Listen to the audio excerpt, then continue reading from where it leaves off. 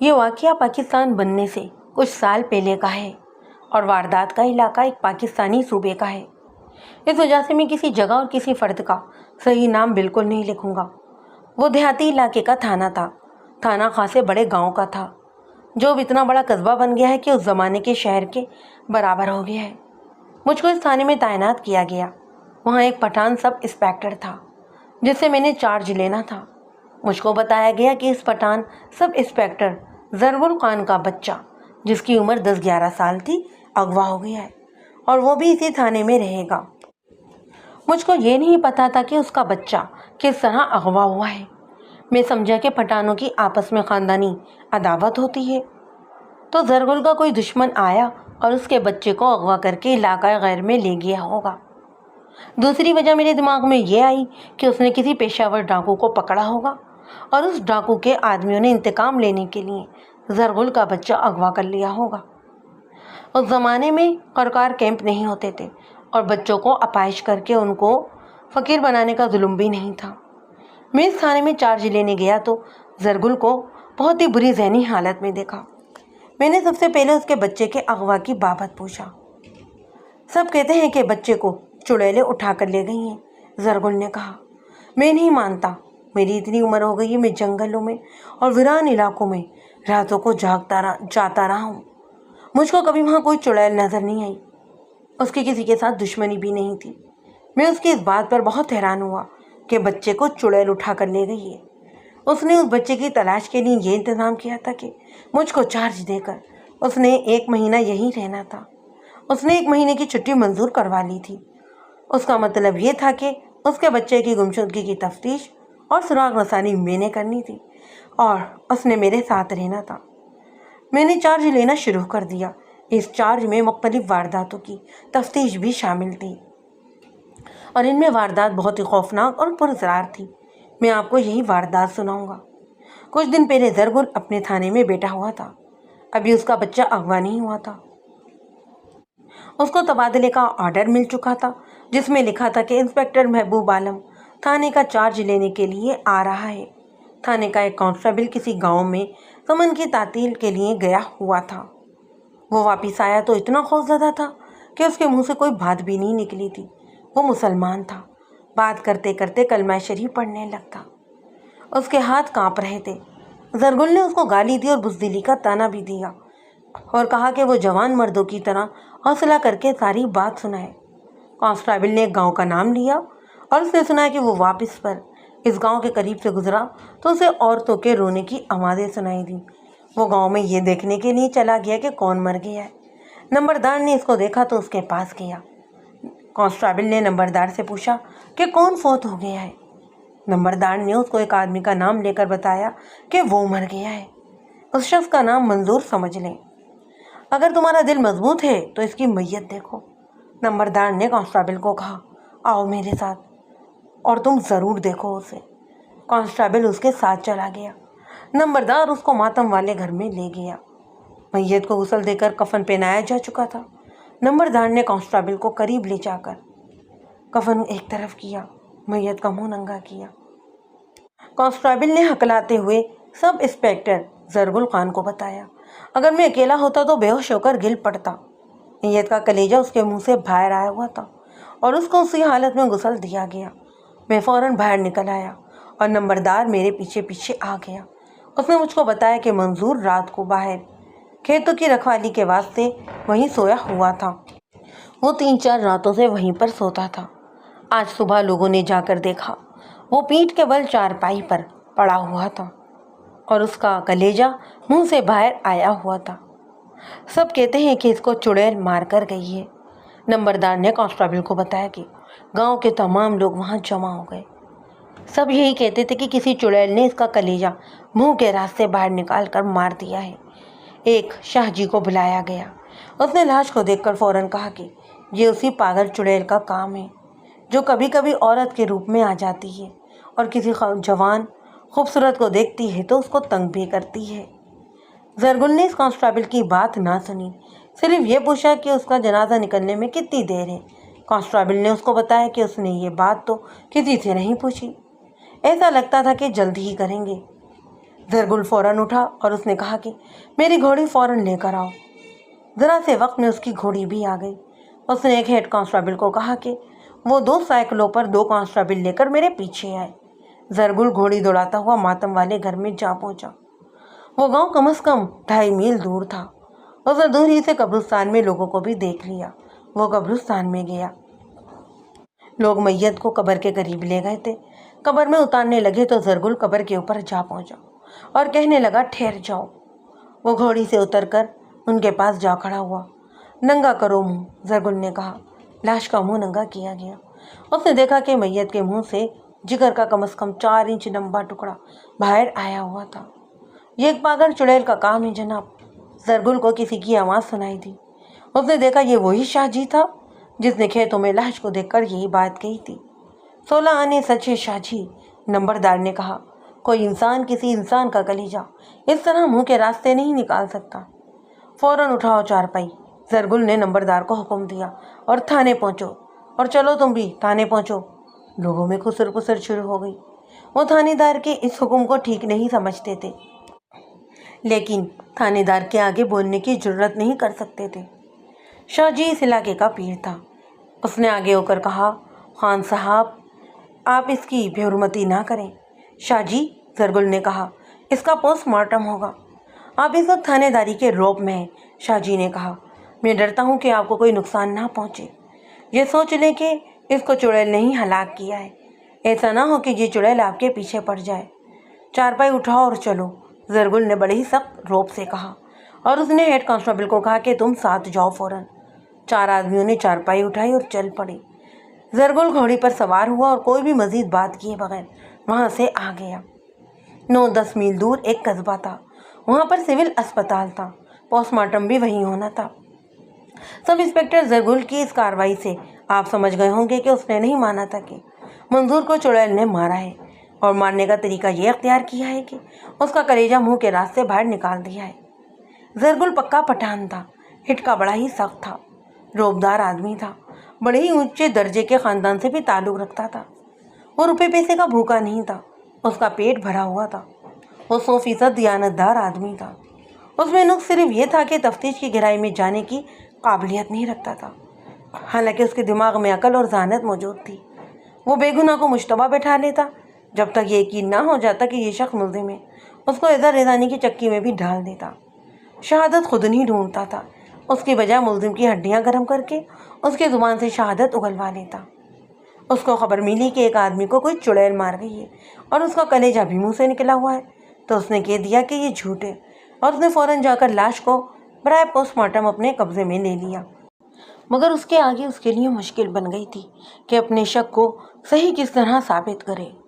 میں آپ کو کلیجہ منہ کے راستے نکالنے کا معاملہ سنا دوں تو یہ ٹھیک رہے گا۔ جنوں اور چڑیلوں کی موجودگی کو آج کے سائنسی اور ترقی یافتہ دور میں بھی لوگ مانتے ہیں۔ میں جنوں کی بابت کوئی بھی بات نہیں کروں گا، چڑیلوں کو میں نہیں مانتا۔ کہتے ہیں کہ دیہات کے لوگ پسماندہ ہونے کی وجہ سے چڑیلوں کو مانتے ہیں کہ یہ ویران علاقے میں رہتی ہیں، لیکن دیہات میں ہی نہیں، شہروں میں بھی لوگ چڑیلوں کو مانتے ہیں۔ فرق صرف یہ ہے کہ دیہاتی لوگ بہت زیادہ مانتے ہیں۔ میں نے جب سے ہوش سنبھالا تھا چڑیلوں کی کہانیوں کو سن رہا ہوں۔ ایسے واقعات تو بہت سے سنے تھے کہ رات کو ایک آدمی کہیں جا رہا تھا۔ یہ دیہات کے علاقے کی کہانیاں ہیں، لوگ پیدل ہی چلا کرتے تھے۔ اس آدمی کو راستے میں ایک بڑی خوبصورت عورت کھڑی ہوئی نظر آئی۔ عورت نے اسے پوچھا کہ کہاں جا رہے ہو؟ اس آدمی نے بتایا کہ وہ اس عورت کو کہنے لگی کہ وہ اکیلی ہونے کی وجہ سے اس کے ساتھ جانا چاہتی ہے، اس لیے وہ آدمی اس کو اپنے ساتھ لے گیا۔ عورت 2-3 قدم پیچھے رہ گئی۔ آدمی نے دیکھا کہ عورت کی بجائے ایک بکری اس کے پیچھے پیچھے آ رہی تھی۔ وہ آدمی ڈر گیا اور کلمہ شریف پڑھتا ہوا وہاں سے دوڑ پڑا۔ اسے پیچھے سے آواز آئی کہ خوش قسمت ہو جو نکل گئے، وہ چڑیل تھی۔ اور ایسے ہی واقعات آج بھی سننے میں آتے ہیں۔ دیہاتی علاقوں میں کچھ زیادہ ہی مشہور ہوتے ہیں، لیکن شہروں میں بھی ان واقعات کو سچ مانا جاتا ہے۔ اور یہ بھی مشہور ہے کہ اور لوگ اس بات کو بھی بالکل صحیح مانتے ہیں کہ چڑیلوں کے ہاتھ پاؤں الٹے ہوتے ہیں اور آنکھیں ذرا ٹیڑھی ہوتی ہیں۔ اگر آپ کے ہاتھ میں کوئی چمکتی ہوئی کوئی چیز، مثلاً چھری، چاقو، کلہاڑی، تلوار وغیرہ ہو تو چڑیل آپ کے قریب بھی نہیں آئے گی۔ یہ بات بھی مشہور ہے کہ آپ کا کسی چڑیل کے ساتھ اگر آمنا سامنا ہو جائے تو کسی طرح دائیں بائیں پینترا بدل کر اس کے سر کے بال پکڑ لیں۔ کہتے ہیں کہ اس کے بال پکڑ لو تو وہ چیختی چلاتی ہے اور منتیں کرتی ہے کہ اس کو چھوڑ دیا جائے۔ چڑیلوں کو بھی یہ بات شاید مشہور ہے کہ وہ کسی آدمی سے کوئی مطالبہ کرتی ہیں تو یہ ضرور کہتی ہیں کہ تم نے یہ کام نہ کیا تو تمہارا کلیجہ منہ کے راستے باہر نکال دوں گی۔ میں نے بچپن سے اب تک کم از کم 200 ایسے واقعات سنے ہیں کہ چڑیل نے ایک آدمی کا کلیجہ منہ کے راستے نکال دیا ہو اور وہ مر گیا ہو۔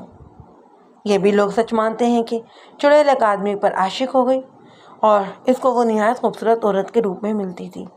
ایک واقعہ یہ بھی سنا کہ ایک آدمی نے ایک اجنبی عورت کے ساتھ شادی کر لی۔ 20 سال بعد وہ آدمی مر گیا اور اس کی بیوی اس کے پاس کھڑے کھڑے غائب ہو گئی۔ تب لوگوں کو پتہ چلا کہ ارے یہ تو چڑیل تھی جو عورت کے روپ میں 20 سال اس آدمی کے ساتھ گزار گئی، اور یہی وجہ تھی کہ اس نے ایک بچہ بھی پیدا نہ کیا۔ ماہرین چڑیلیات کہتے ہیں کہ چڑیل انسان کا بچہ پیدا نہیں کر سکتی۔ دیہات میں تو اب بھی مرد اور چڑیل کے معاشقے کی کہانیاں سنائی جاتی ہیں اور کلیجہ منہ کے راستے نکالنے کے واقعات بھی لوگ سناتے ہیں۔ اس زمانے میں جب سروس میں تھا اور دیہاتی علاقوں کے تھانوں میں تھا، چڑیلوں کے بہت سارے ہی قصے سنا کرتا تھا، اور مجھ کو جب کوئی ایسی کہانی سناتا تو اس کو میں کہا کرتا تھا کہ کیا اس نے اپنی آنکھوں سے یہ واقعہ دیکھا ہے؟ اگر نہیں دیکھا تو پھر اس کو کس طرح معلوم ہے کہ یہ واقعہ بالکل سچ ہے؟ اس کا مجھ کو یہی جواب ملتا تھا کہ جس آدمی نے یہ واقعہ سنایا ہے اس نے کبھی جھوٹ نہیں بولا۔ یہ جواب ملتا تھا کہ میرے چچا نے یا ماموں نے خود دیکھا ہے۔ مجھ کو آج تک ایسا آدمی نہیں ملا جس نے اپنی آنکھوں دیکھا ایسا واقعہ سنایا ہو یا کسی آدمی کا کلیجہ منہ سے باہر آیا ہوا دیکھا ہو، لیکن لوگ ان واقعات کے خلاف کچھ بھی سننا نہیں چاہتے تھے۔ انسپکٹر زرغل خان نے مجھ کو بتایا کہ لالک پن سے ہی وہ چڑیلوں کی اس طرح کی کہانیاں سنتا ہوا آیا تھا جس پر اس نے کبھی بھی یقین نہیں کیا تھا۔ 2-3 مرتبہ لڑکوں کے ساتھ اس نے شرط لگائی تھی کہ وہ ساری رات اس جگہ گزارے گا جہاں لوگ کہتے ہیں کہ یہ چڑیلیں ہوتی ہیں۔ رنٹن کے علاقے میں ایسی بہت سی ویران جگہ موجود ہیں جہاں دن کو بھی ڈر لگتا ہے۔ پہاڑیوں پر گھاس کی پتی بھی نہیں اگتی، بعض چٹانیں نوکدار سلوں یا پھر پتھروں کی طرح ہوتی ہیں۔ رات کو وہاں سے گزرو تو اس طرح پتہ لگتا ہے جیسے عورتیں بین کر رہی ہوں اور رو رہی ہوں۔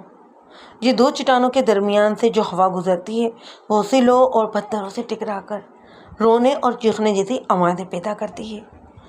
زرگل نے مجھ کو ایسے ہی واقعات سنائے جو میں نے آپ کو سنا ہے۔ وہاں بھی لوگ چڑیلوں کی ان وارداتوں کو بالکل صحیح مانتے تھے اور اب بھی مانتے ہیں، لیکن زرگل جو صرف 8 جماعتیں پڑھا ہوا تھا ان واقعات کو کسی طور صحیح نہیں مانتا تھا۔ اس نے ان جگہوں پر جا کر وہاں بہت سارا وقت گزار کر دوستوں کو بھی دکھایا کہ دیکھو مجھ کو تو کوئی چڑیل نہیں ملی۔ پھر بھی لوگ اس کو غلط کہتے تھے اور اس کے ماں باپ اس کو منع کرتے تھے کہ وہ کسی روز کسی چڑیل کے ہاتھوں مارا جائے گا۔ لیکن زرگل بہت ہی دلیر اور اپنی بات پر ڈھیٹ بن کر اڑ جانے والا آدمی تھا۔ یہی وجہ تھی کہ جو ہی اس کو خبر ملی کہ ایک آدمی کا کلیجہ منہ کے راستے کسی چڑیل نے نکال کر اس کو مار دیا ہے تو وہ گولی کی طرح اس کے گاؤں پہنچ گیا تھا۔ پوسٹ مارٹم رپورٹ کافی دیر سے آئی تھی کیونکہ سول اسپتال قصبے میں ہی تھا۔ میں نے اس سے پوچھا کہ وہ موقع واردات پر، یعنی اس جگہ جہاں منظور حسین مرا ہوا پایا گیا تھا، برائے معائنہ گیا تھا، وہاں کھروں کی موجودگی لازمی تھی۔ زرگل نے مجھ کو بتایا کہ وہ اس وجہ سے وہاں نہیں گیا کہ اس کو پتہ لگ گیا تھا کہ سارے گاؤں کی آبادی وہاں اکٹھی ہو گئی تھی۔ اس حالت میں ملزموں کے کھرے ملنا ناممکن تھا۔ اس نے نمبردار کو اور کچھ اور آدمیوں کو تھانے میں بلا لیا تھا۔ پوسٹ مارٹم رپورٹ کے 10 بجے سے کچھ دیر بعد موصول ہوئی۔ اس میں لکھا تھا کہ مرنے والے کا گلا گھونٹنے سے ہلاک ہوا ہے اور اس کے منہ میں کلیجے کا ایک ٹکڑا تھا جس کا ڈاکٹر نے وزن بھی لکھا تھا۔ مجھ کو اچھی طرح یاد نہیں کہ وزن کتنا تھا۔ یہ یاد ہے کہ زرگل نے مجھ کو وزن 1 پاؤں سے کچھ کم بتایا۔ ڈاکٹر نے یہ بھی لکھا تھا کہ یہ کلیجی کسی انسان کی نہیں، کسی جانور کی ہے۔ یہ تصدیق کروانے کے لیے کہ یہ کلیجی مقتول کی نہیں یا کسی انسان کی بھی نہیں، کلیجی کا پارسل بنا کر لاہور برائے معائنہ ماہرین بھیج دیا گیا۔ زرگل نے ڈاکٹر سے جو بات معلوم کرنی تھی وہ بھی پوسٹ مارٹم میں موجود تھی۔ وہ یہ تھی کہ مقتول کو اپنی کلیجی، جیسے صحیح الفاظ میں جگر کہتے ہیں، اس کے جسم میں موجود تھی اور بالکل صحیح اور سلامت تھی۔ ڈاکٹر نے یہ بھی لکھا تھا کہ موت سانس رک جانے سے واقع ہوئی ہے اور ہاتھوں سے گلا گھونٹنے کے نشان گردن پر صاف طور پر موجود ہیں۔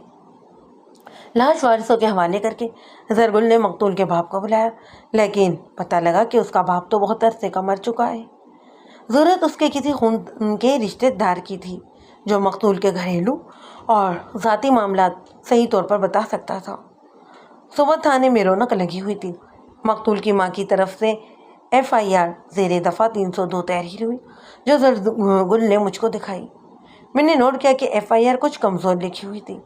میں آپ کو تعزیرات کی ایک خاص بات بتاتا ہوں۔ نالائق تھانے دار کی تحریر کی ہوئی کمزور FIR اور چالاک ملزم کا اقبالی بیان، خواہ وہ زیر دفعہ 104 ہی کیوں نہ ہو، عدالت میں جا کر یہ دونوں چیزیں مقدمے کو چوپٹ کر دیتی ہیں۔ میں آپ کو قانون شہادت اور ضابطہ فوجداری کی باریکیوں میں نہیں لے جانا چاہتا، آپ کو بہت پریشانی ہوگی۔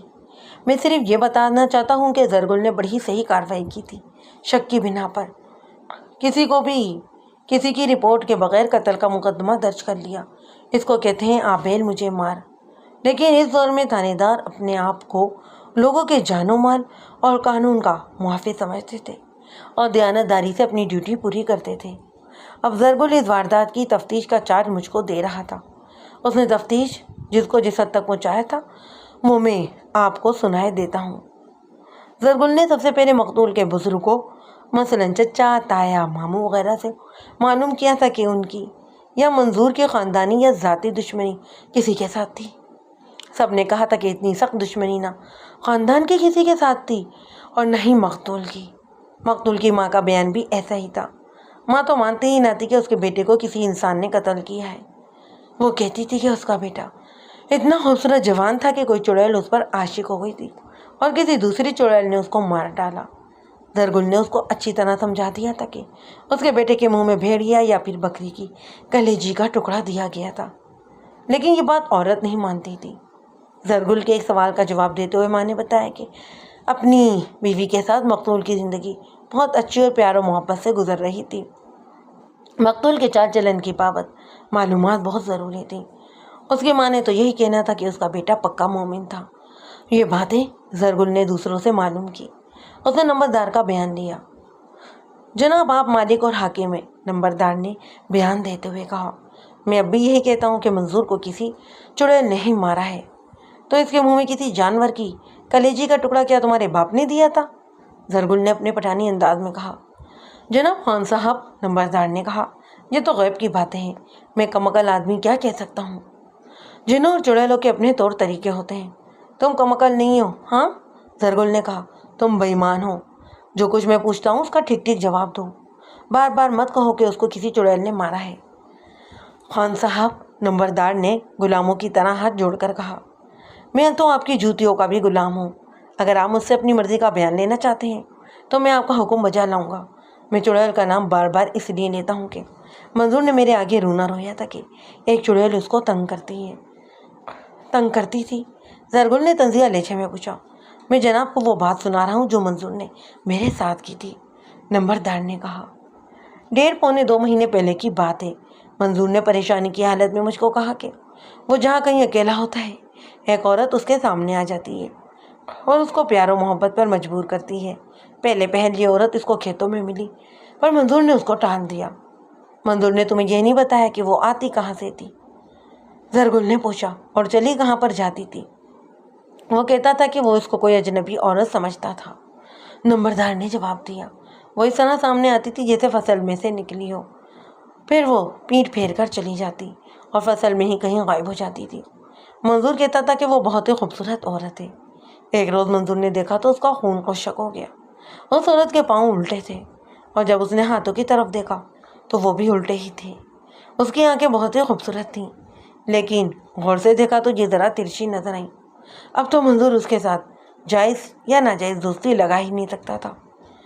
تم یہ بتاؤ، زرگل نے نمبردار سے پوچھا، منظور کو کون سا سرخا آپ کا پر لگا ہوا تھا کہ چڑیل اس پر عاشق ہو گئی؟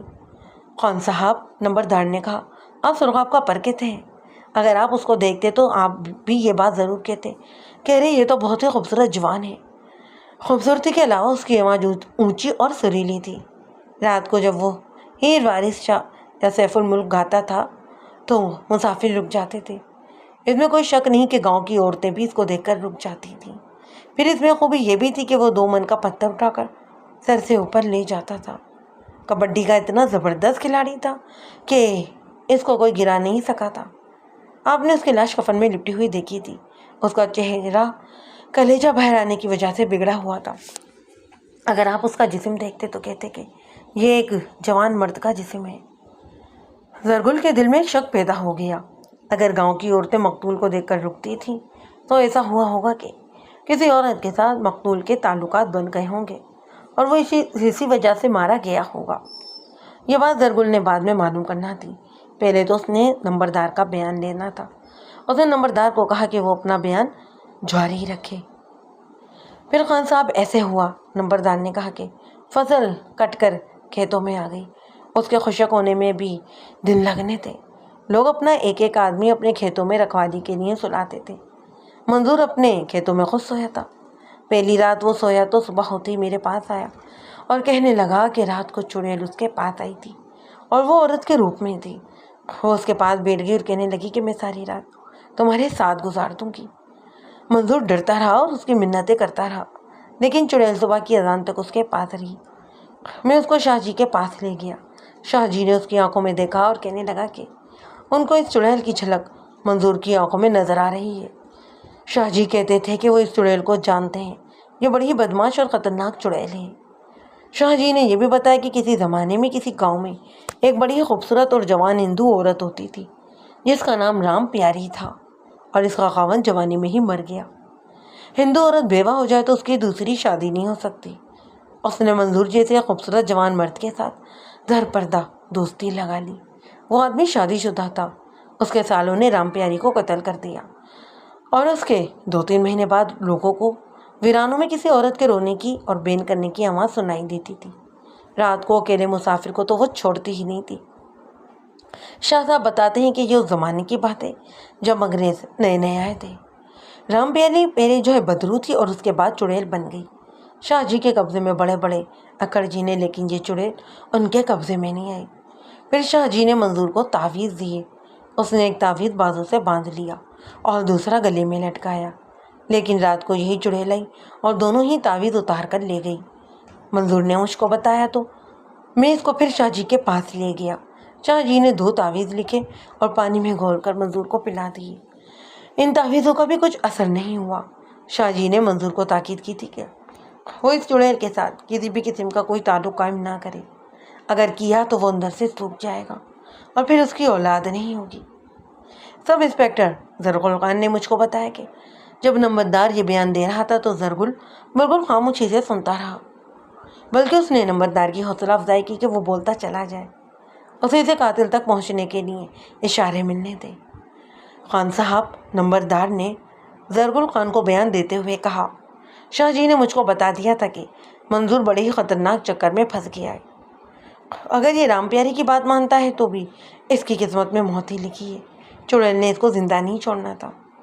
خان صاحب، منظور نے مجھ کو مرنے سے 3 روز پہلے بتایا تھا کہ چڑیل نے اس کو کہا ہے کہ وہ اس کی محبت کو قبول نہیں کرے گا تو وہ اس کا کلیجہ منہ کے راستے نکال دے گی۔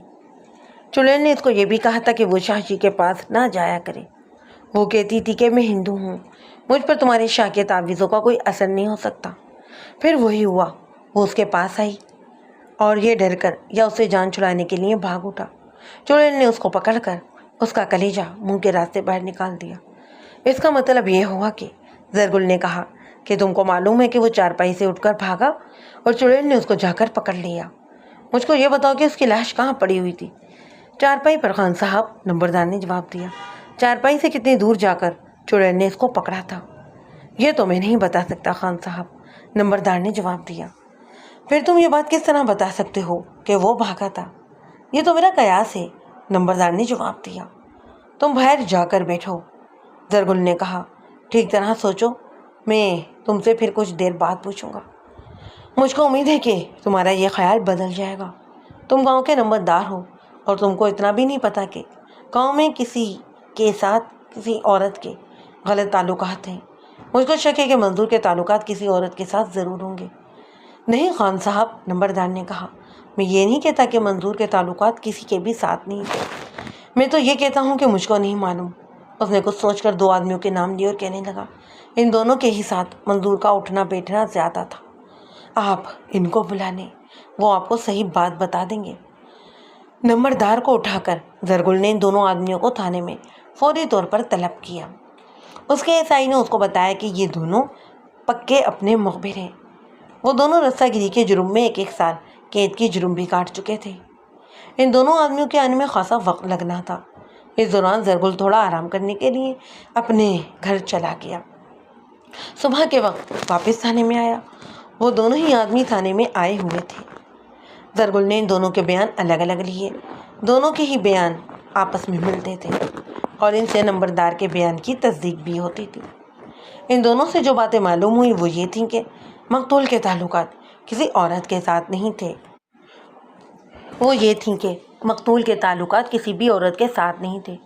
اس کو اپنی بیوی کے ساتھ بہت محبت تھی، یا پھر اپنے جسم کے ساتھ۔ اپنے جسم پر اس نے بہت محنت کی تھی۔ اس کا جسم کثرتی تھا، جس کو کمایا ہوا جسم کہتے ہیں۔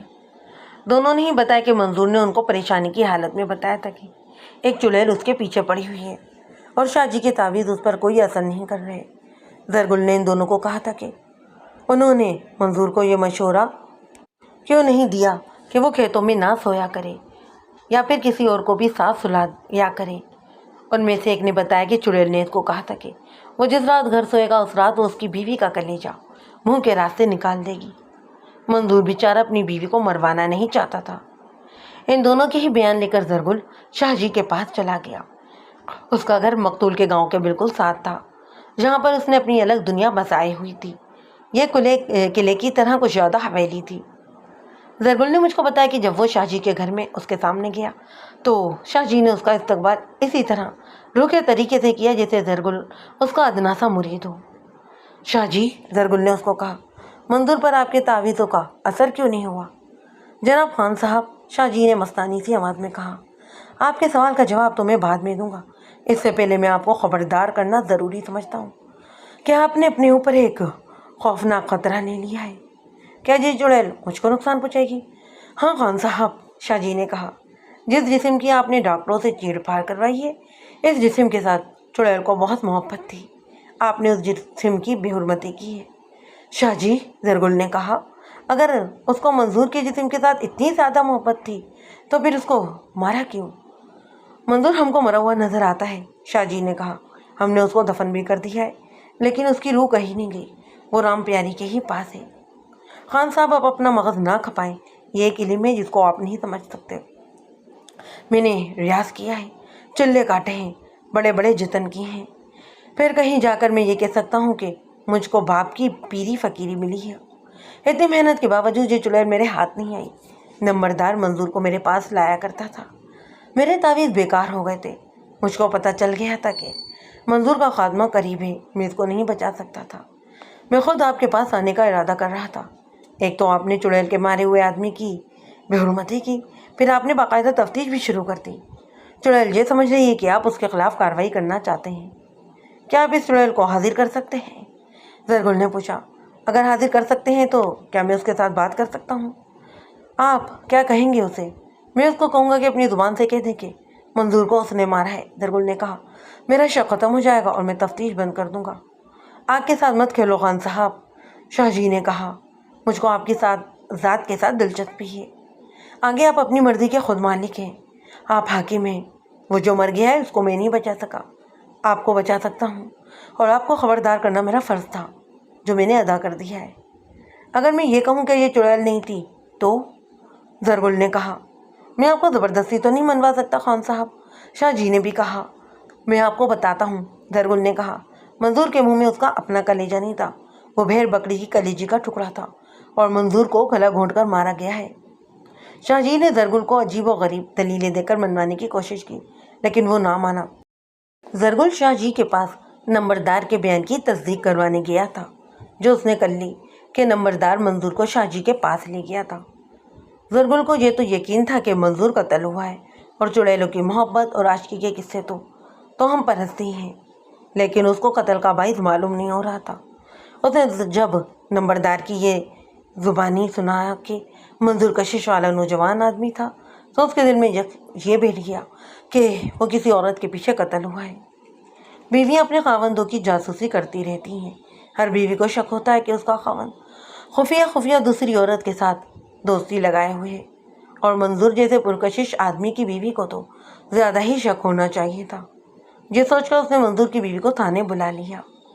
یہ عورت، جس کی عمر 27-28 سال تھی، کوئی خاص خوبصورت نہیں تھی۔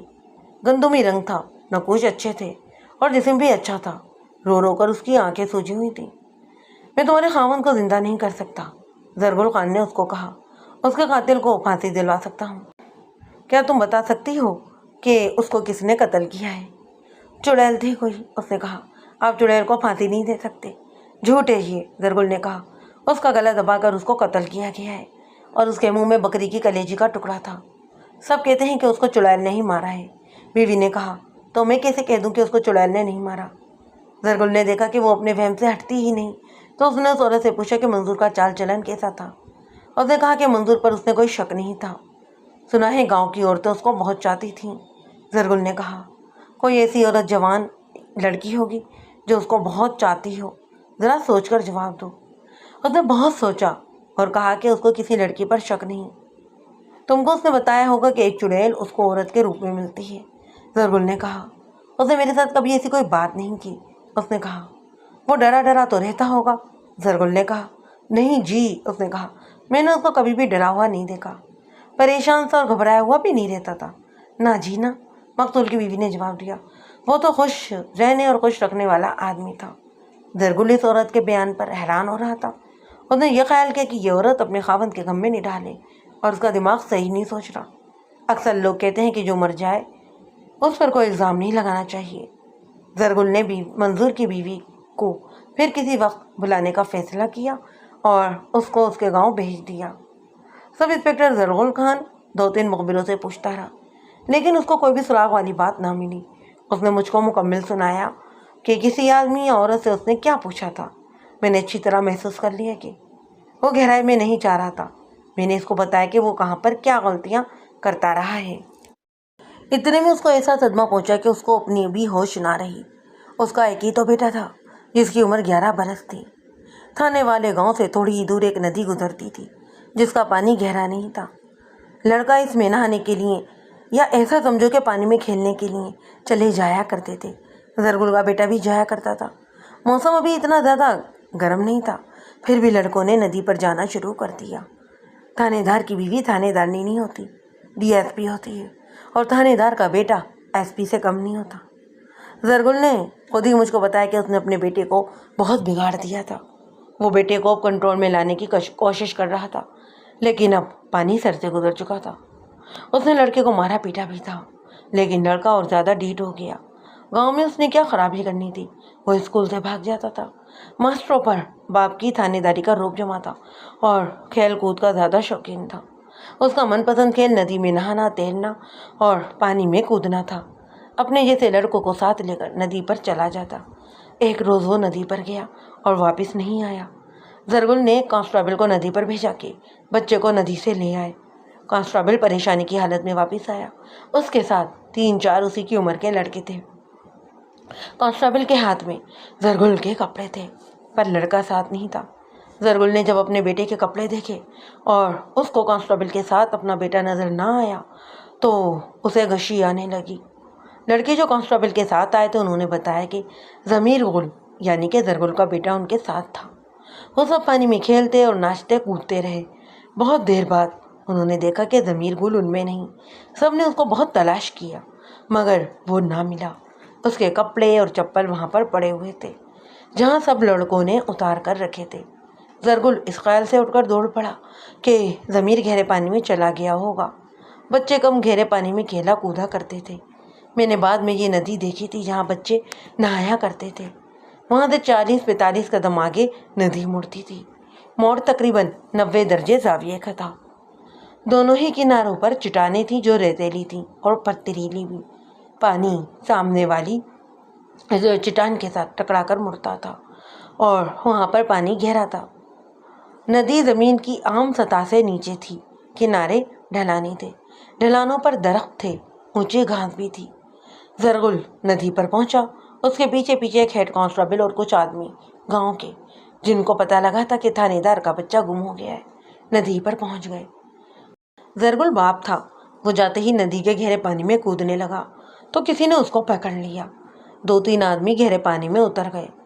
وہاں موڑ پر پانی کو زیادہ سے زیادہ گہرائی 6 فٹ تھی اور یہ تھوڑی سی ہی جگہ تھی جہاں پر پانی گہرا تھا، اس سے آگے پانی کی گہرائی ختم ہو جاتی تھی۔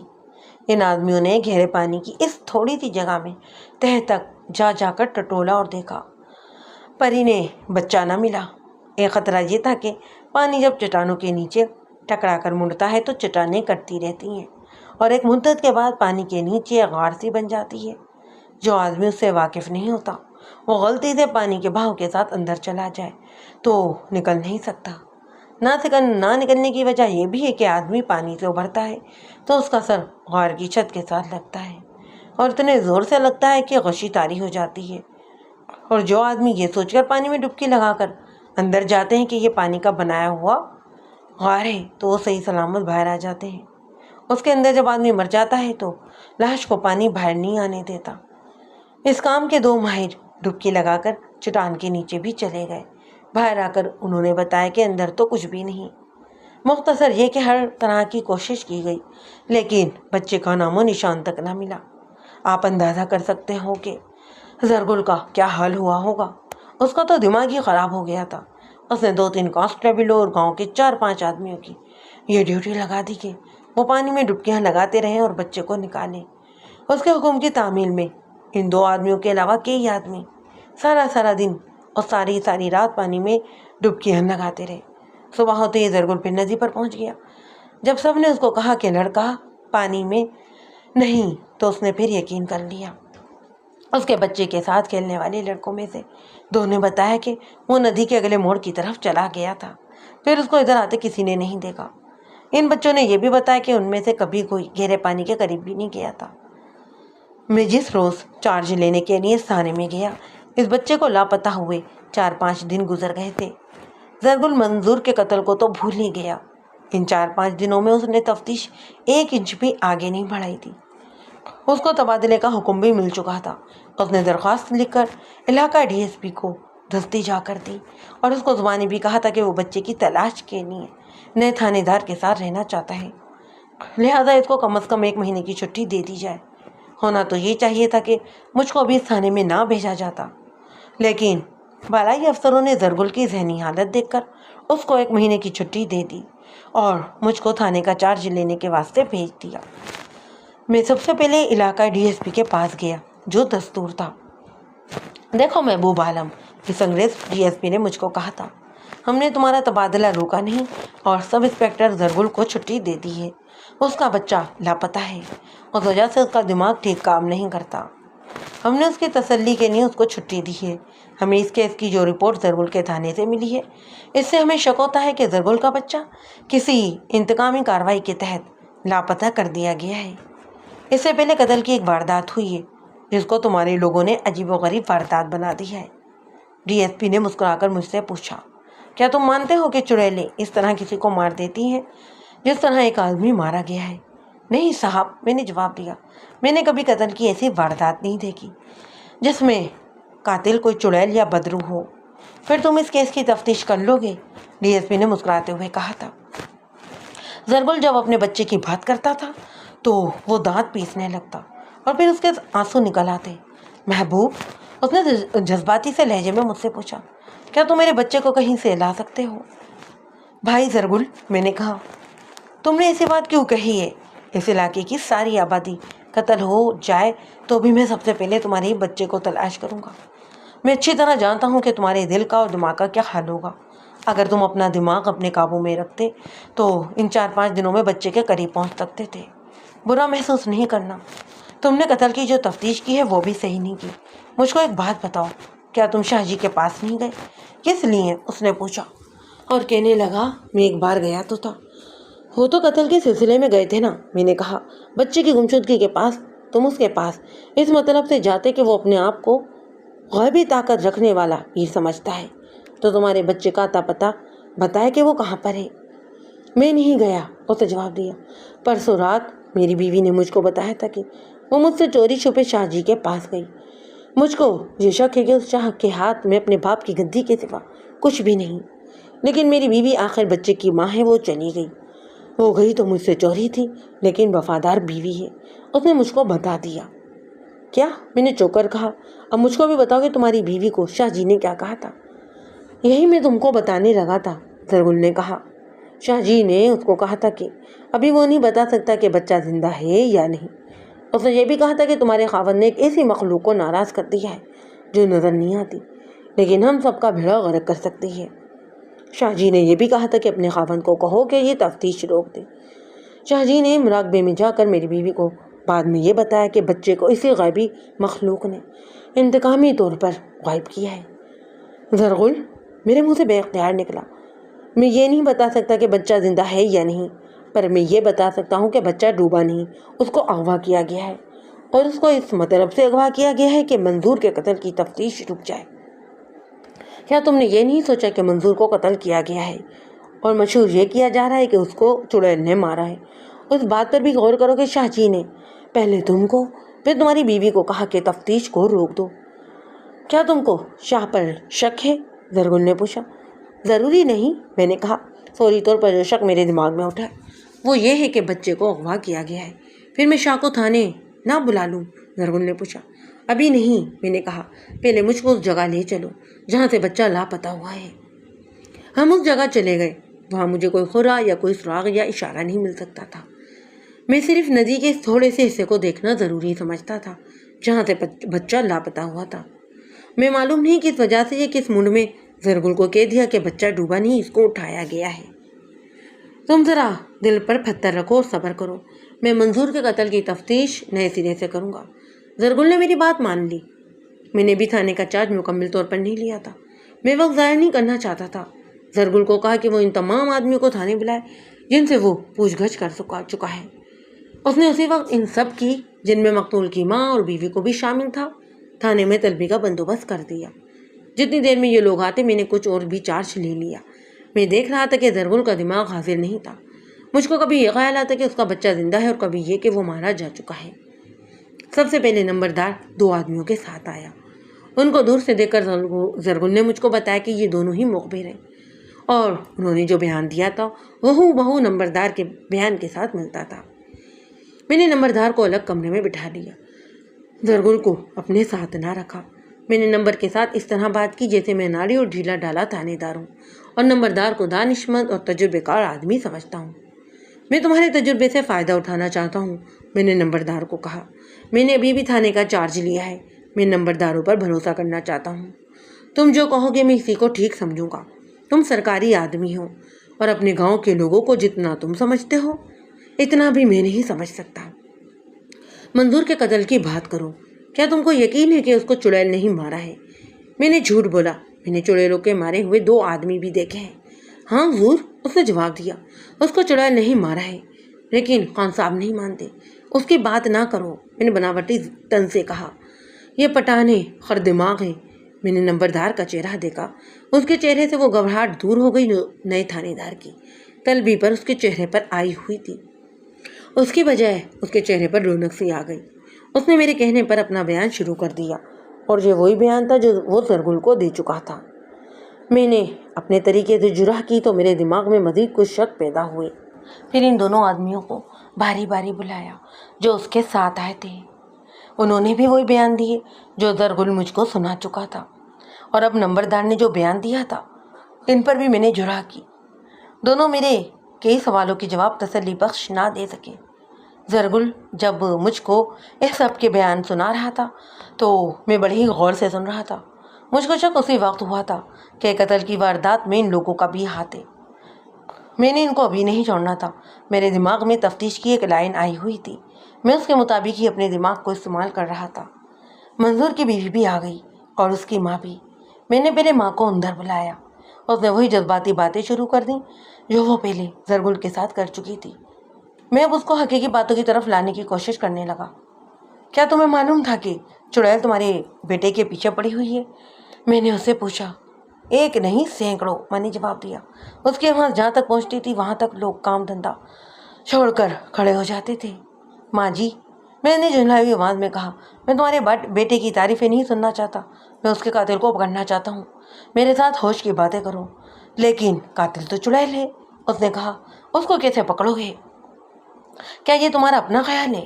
میں نے اس سے پوچھا، یا تم کو کسی اور نے بتایا ہے؟ ساری دنیا ہی تو یہ کہتی ہے، اس نے جواب دیا۔ شاہ جی بھی یہی کہتے ہیں، ان کو تو یہ بھی معلوم ہے کہ یہ چڑیل کون سی ہے اور کہاں پر رہتی ہے، وہ تو اس کا نام بھی جانتے ہیں۔ کیا نام ہے؟ رام پیاری، اس نے جواب دیا۔ تمہیں شاہ جی نے خود بتایا تھا؟ نہیں، اس نے جواب دیا۔ ہمارا گھر ایسا بے برکت ہے کہ شاہ جی نے یہاں آنا ہی چھوڑ دیا تھا، وہ ہم سے ناراض ہیں۔ وہ کیوں؟ میرے بیٹے نے ان کے ساتھ تعلق توڑ لیا تھا، اس نے جواب دیا۔ میں تو کہتی ہوں کہ میرے بیٹے کو اسی کی سزا ملی ہے۔ پہنچ والے بزرگوں کی بے ادبی کرنے والے سکھی تو نہیں رہ سکتے۔ لیکن وہ تو خود شاہ جی کے پاس جایا کرتا تھا۔ میں نے کہا، یہ بات صحیح نہیں ہو سکتی۔ اس نے کہا، وہ نہ تو خود جاتا تھا، نہ مجھے یا میری بہو کو جانے دیتا تھا۔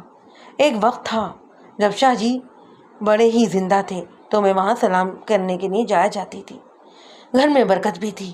اب دیکھ لو بے ادبی کا نتیجہ، جوان بیٹا 2 بچوں کا باپ ہاتھ سے گیا۔ ماں جی، میں نے کہا، اس کی کوئی وجہ تو ہوگی؟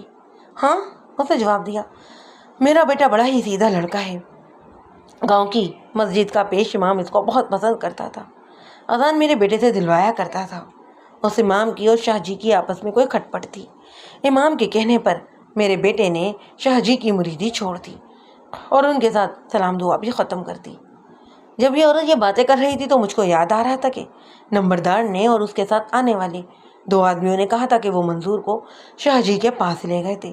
ایک بار نہیں، وہ کئی بار ان سے تعویذ لینے کے لیے گیا تھا۔ ہو سکتا ہے کہ وہ گیا ہو اور اس نے اپنی ماں کو نہ بتایا ہو۔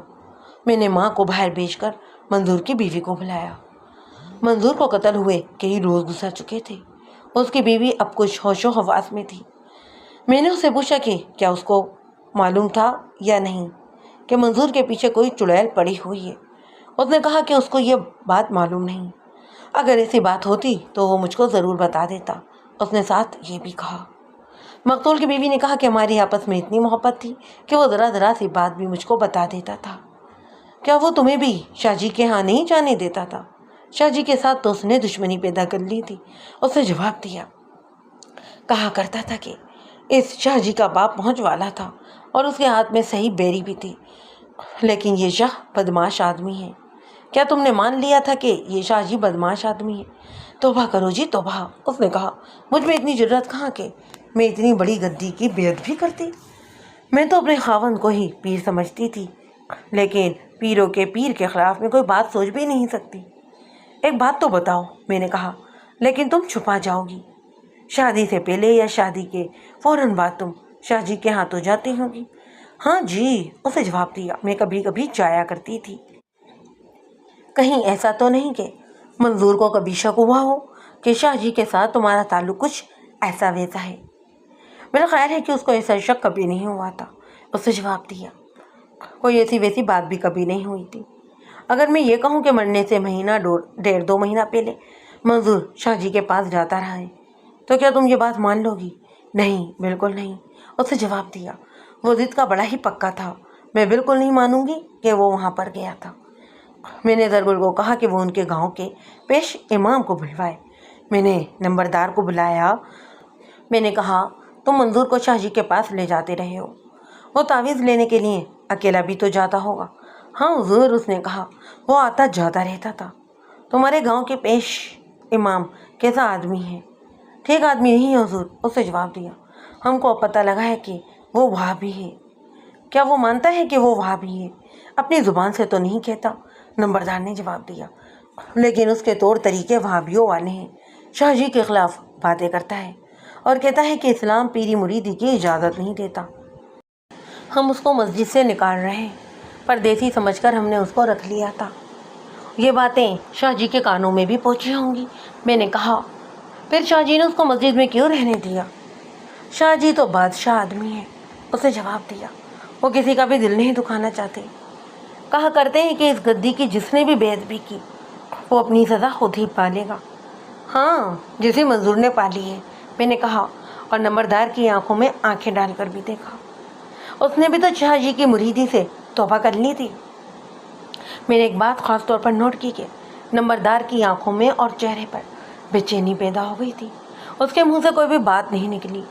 اب میں تمہاری زبان سے سچ سننا چاہتا ہوں، میں نے کہا۔ سچ سچ بتاؤ کہ منظور کو شاہ جی سے کیا عداوت تھی؟ کوئی عداوت نہیں تھی حضور، اس نے جواب دیا۔ مرید اپنے پیر کے ساتھ کیسے عداوت رکھ سکتا ہے؟ سوچ کر بتاؤ، میں نے پوچھا۔ انگلیوں پر گن کر بتاؤ کہ تم منظور کو کتنی بار شاہ جی کے پاس لے کر گئے تھے۔ تم کہتے ہو کہ وہ تمہارے بغیر بھی وہاں جاتا تھا، وہ کتنی بار وہاں گیا تھا؟ وہ سوچ میں پڑ گیا۔ سوچو سوچو، اچھی طرح سے سوچو، میں نے کہا، اور یاد کر کے مجھے بتاؤ۔ میں شاید 3 مرتبہ اس کو شاہ جی کے پاس لے گیا تھا، اس نے کہا۔ شاید 4 مرتبہ، اور 3-4 مرتبہ وہ خود ہی وہاں گیا ہوگا۔ کیا وہ تم کو بتا کر جایا کرتا تھا؟ کبھی کبھی بتا کر بھی جاتا تھا، اس نے جواب دیا۔ اب میری بات کان کھول کر سن لو چودھری، میں نے کہا۔ مجھ کو 2 سوالوں کے جواب دے دو، ایک یہ کہ منظور کو کس نے قتل کیا ہے، اور دوسرا یہ کہ خان صاحب کا لڑکا کہاں پر ہے۔ یہ تو ہو ہی نہیں سکتا تھا کہ وہ مجھ کو فوراً بتا دیتا۔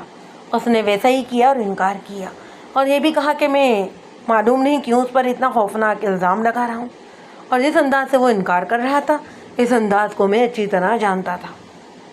اگر وہ قتل کی اس واردات میں شریک نہیں تھا اور زرگل کے بچے کے اغوا کا بھی اس کو کوئی علم نہیں تھا، تو بھی اس نے اپنے خلاف میرے دل میں بڑا ہی پکا شک پیدا کر دیا تھا۔ میں نے ہیڈ کانسٹیبل کو بلا کر کہا کہ اس نمبردار کو باہر کے کونے میں سے بٹھا دے اور اس کے ساتھ کوئی بھی شخص بات نہ کرے۔ نمبردار کی گھبراہٹ دیکھنے والی تھی۔ وہ ہیڈ کانسٹیبل کے ساتھ جانے پر آمادہ نہیں ہوا، اس کے ساتھ چلتا تھا اور 2 قدم چل کر رک جاتا اور میری طرف دیکھتا۔ میرے اشارے پر ہیڈ کانسٹیبل نے اس کو بازو سے پکڑا اور باہر لے گیا۔ میں نے 2 آدمیوں میں سے ایک کو بلایا جو نمبردار کے ساتھ آئے تھے۔ اس کو میں نے بٹھایا نہیں، کھڑا ہی رہنے دیا۔ تم نے اپنے بیان میں کہا ہے کہ منظور شاہ جی کے گھر جایا کرتا تھا، میں نے کہا۔ میں تم کو ایک موقع دیتا ہوں، سوچ کر جواب دو، کیا وہ شاہ جی کے پاس تعویذ لینے جایا کرتا تھا؟ ہاں جناب، اس نے جواب دیا۔ کیا تم تھانے کے مخبر ہو؟ ہاں حضور، اس نے جواب دیا۔ سزا یافتہ ہو؟ ایک بار جناب، اس نے پھر جواب دیا۔ تم ایک بار پھر جیل جانے کی تیاری کر رہے ہو؟ میں نے اس کو 3-4 بار گالیاں دی تاکہ وہ میری بات جلد ہی سمجھ جائے۔ میں نے کہا باہر بیٹھ کر سوچو، پھر مجھ کو بتانا کہ منظور شاہ جی کے پاس جاتا تھا یا نہیں، اور اس کو بھی باہر نکال دیا۔ دوسرے کو بھی بلایا، اس سے بھی یہی پوچھا کہ منظور شاہ جی کے گھر جایا کرتا تھا۔ اس نے بھی کہا کہ ہاں جایا کرتا تھا۔ میں نے اس کو بھی باہر نکال دیا اور منظور کی بیوی کو بلایا۔ تمہیں معلوم ہوگا کہ تمہارے خاوند کے گہرے دوست کون کون تھے؟ میں نے اس کو کہا۔ میرا مطلب ہے کہ ایسے آدمی جن کے ساتھ وہ دل کی باتیں بھی کرتا تھا۔ اس نے 2 نام بتائے اور کہا کہ ان دونوں کو وہ سگے بھائیوں سے بھی بڑھ کر آگے سمجھتا تھا۔ میں نے ایس آئی کو ان دونوں کے نام بتا کر کہا کہ ان کو فوراً تھانے طلب کرے، اور میں خود زرگل کے پاس جا بیٹھا۔ زرگل، میں نے اس کو کہا، قاتل جلدی مل جائیں گے، مجھ کو اپنا بچہ چاہیے محبوب خانہ۔ زرگل غصے سے بولا، بچے کو ڈھونڈو، بچے کو، اور میرے ساتھ کوئی فالتو بات مت کرو۔ وہ آرام سے تو بیٹھتا ہی نہیں تھا۔ میں آپ کو پتہ نہیں یہ سنا رہا تھا کہ وہ اپنے طور پر اپنے ہی لڑکے کو تلاش بھی کر رہا تھا۔ میں اپنے گھر جاتا ہوں تو بیوی بار بار پوچھتی ہے کہ میرے بچے کو لے کر آئے۔ زرگل نے کہا، وہ کوئی اور بات ہی نہیں کرتی، کہتی ہے کہ پٹھان کے بچے ہو تو میرا بچہ لاؤ، نہیں تو میرے سامنے مت آؤ۔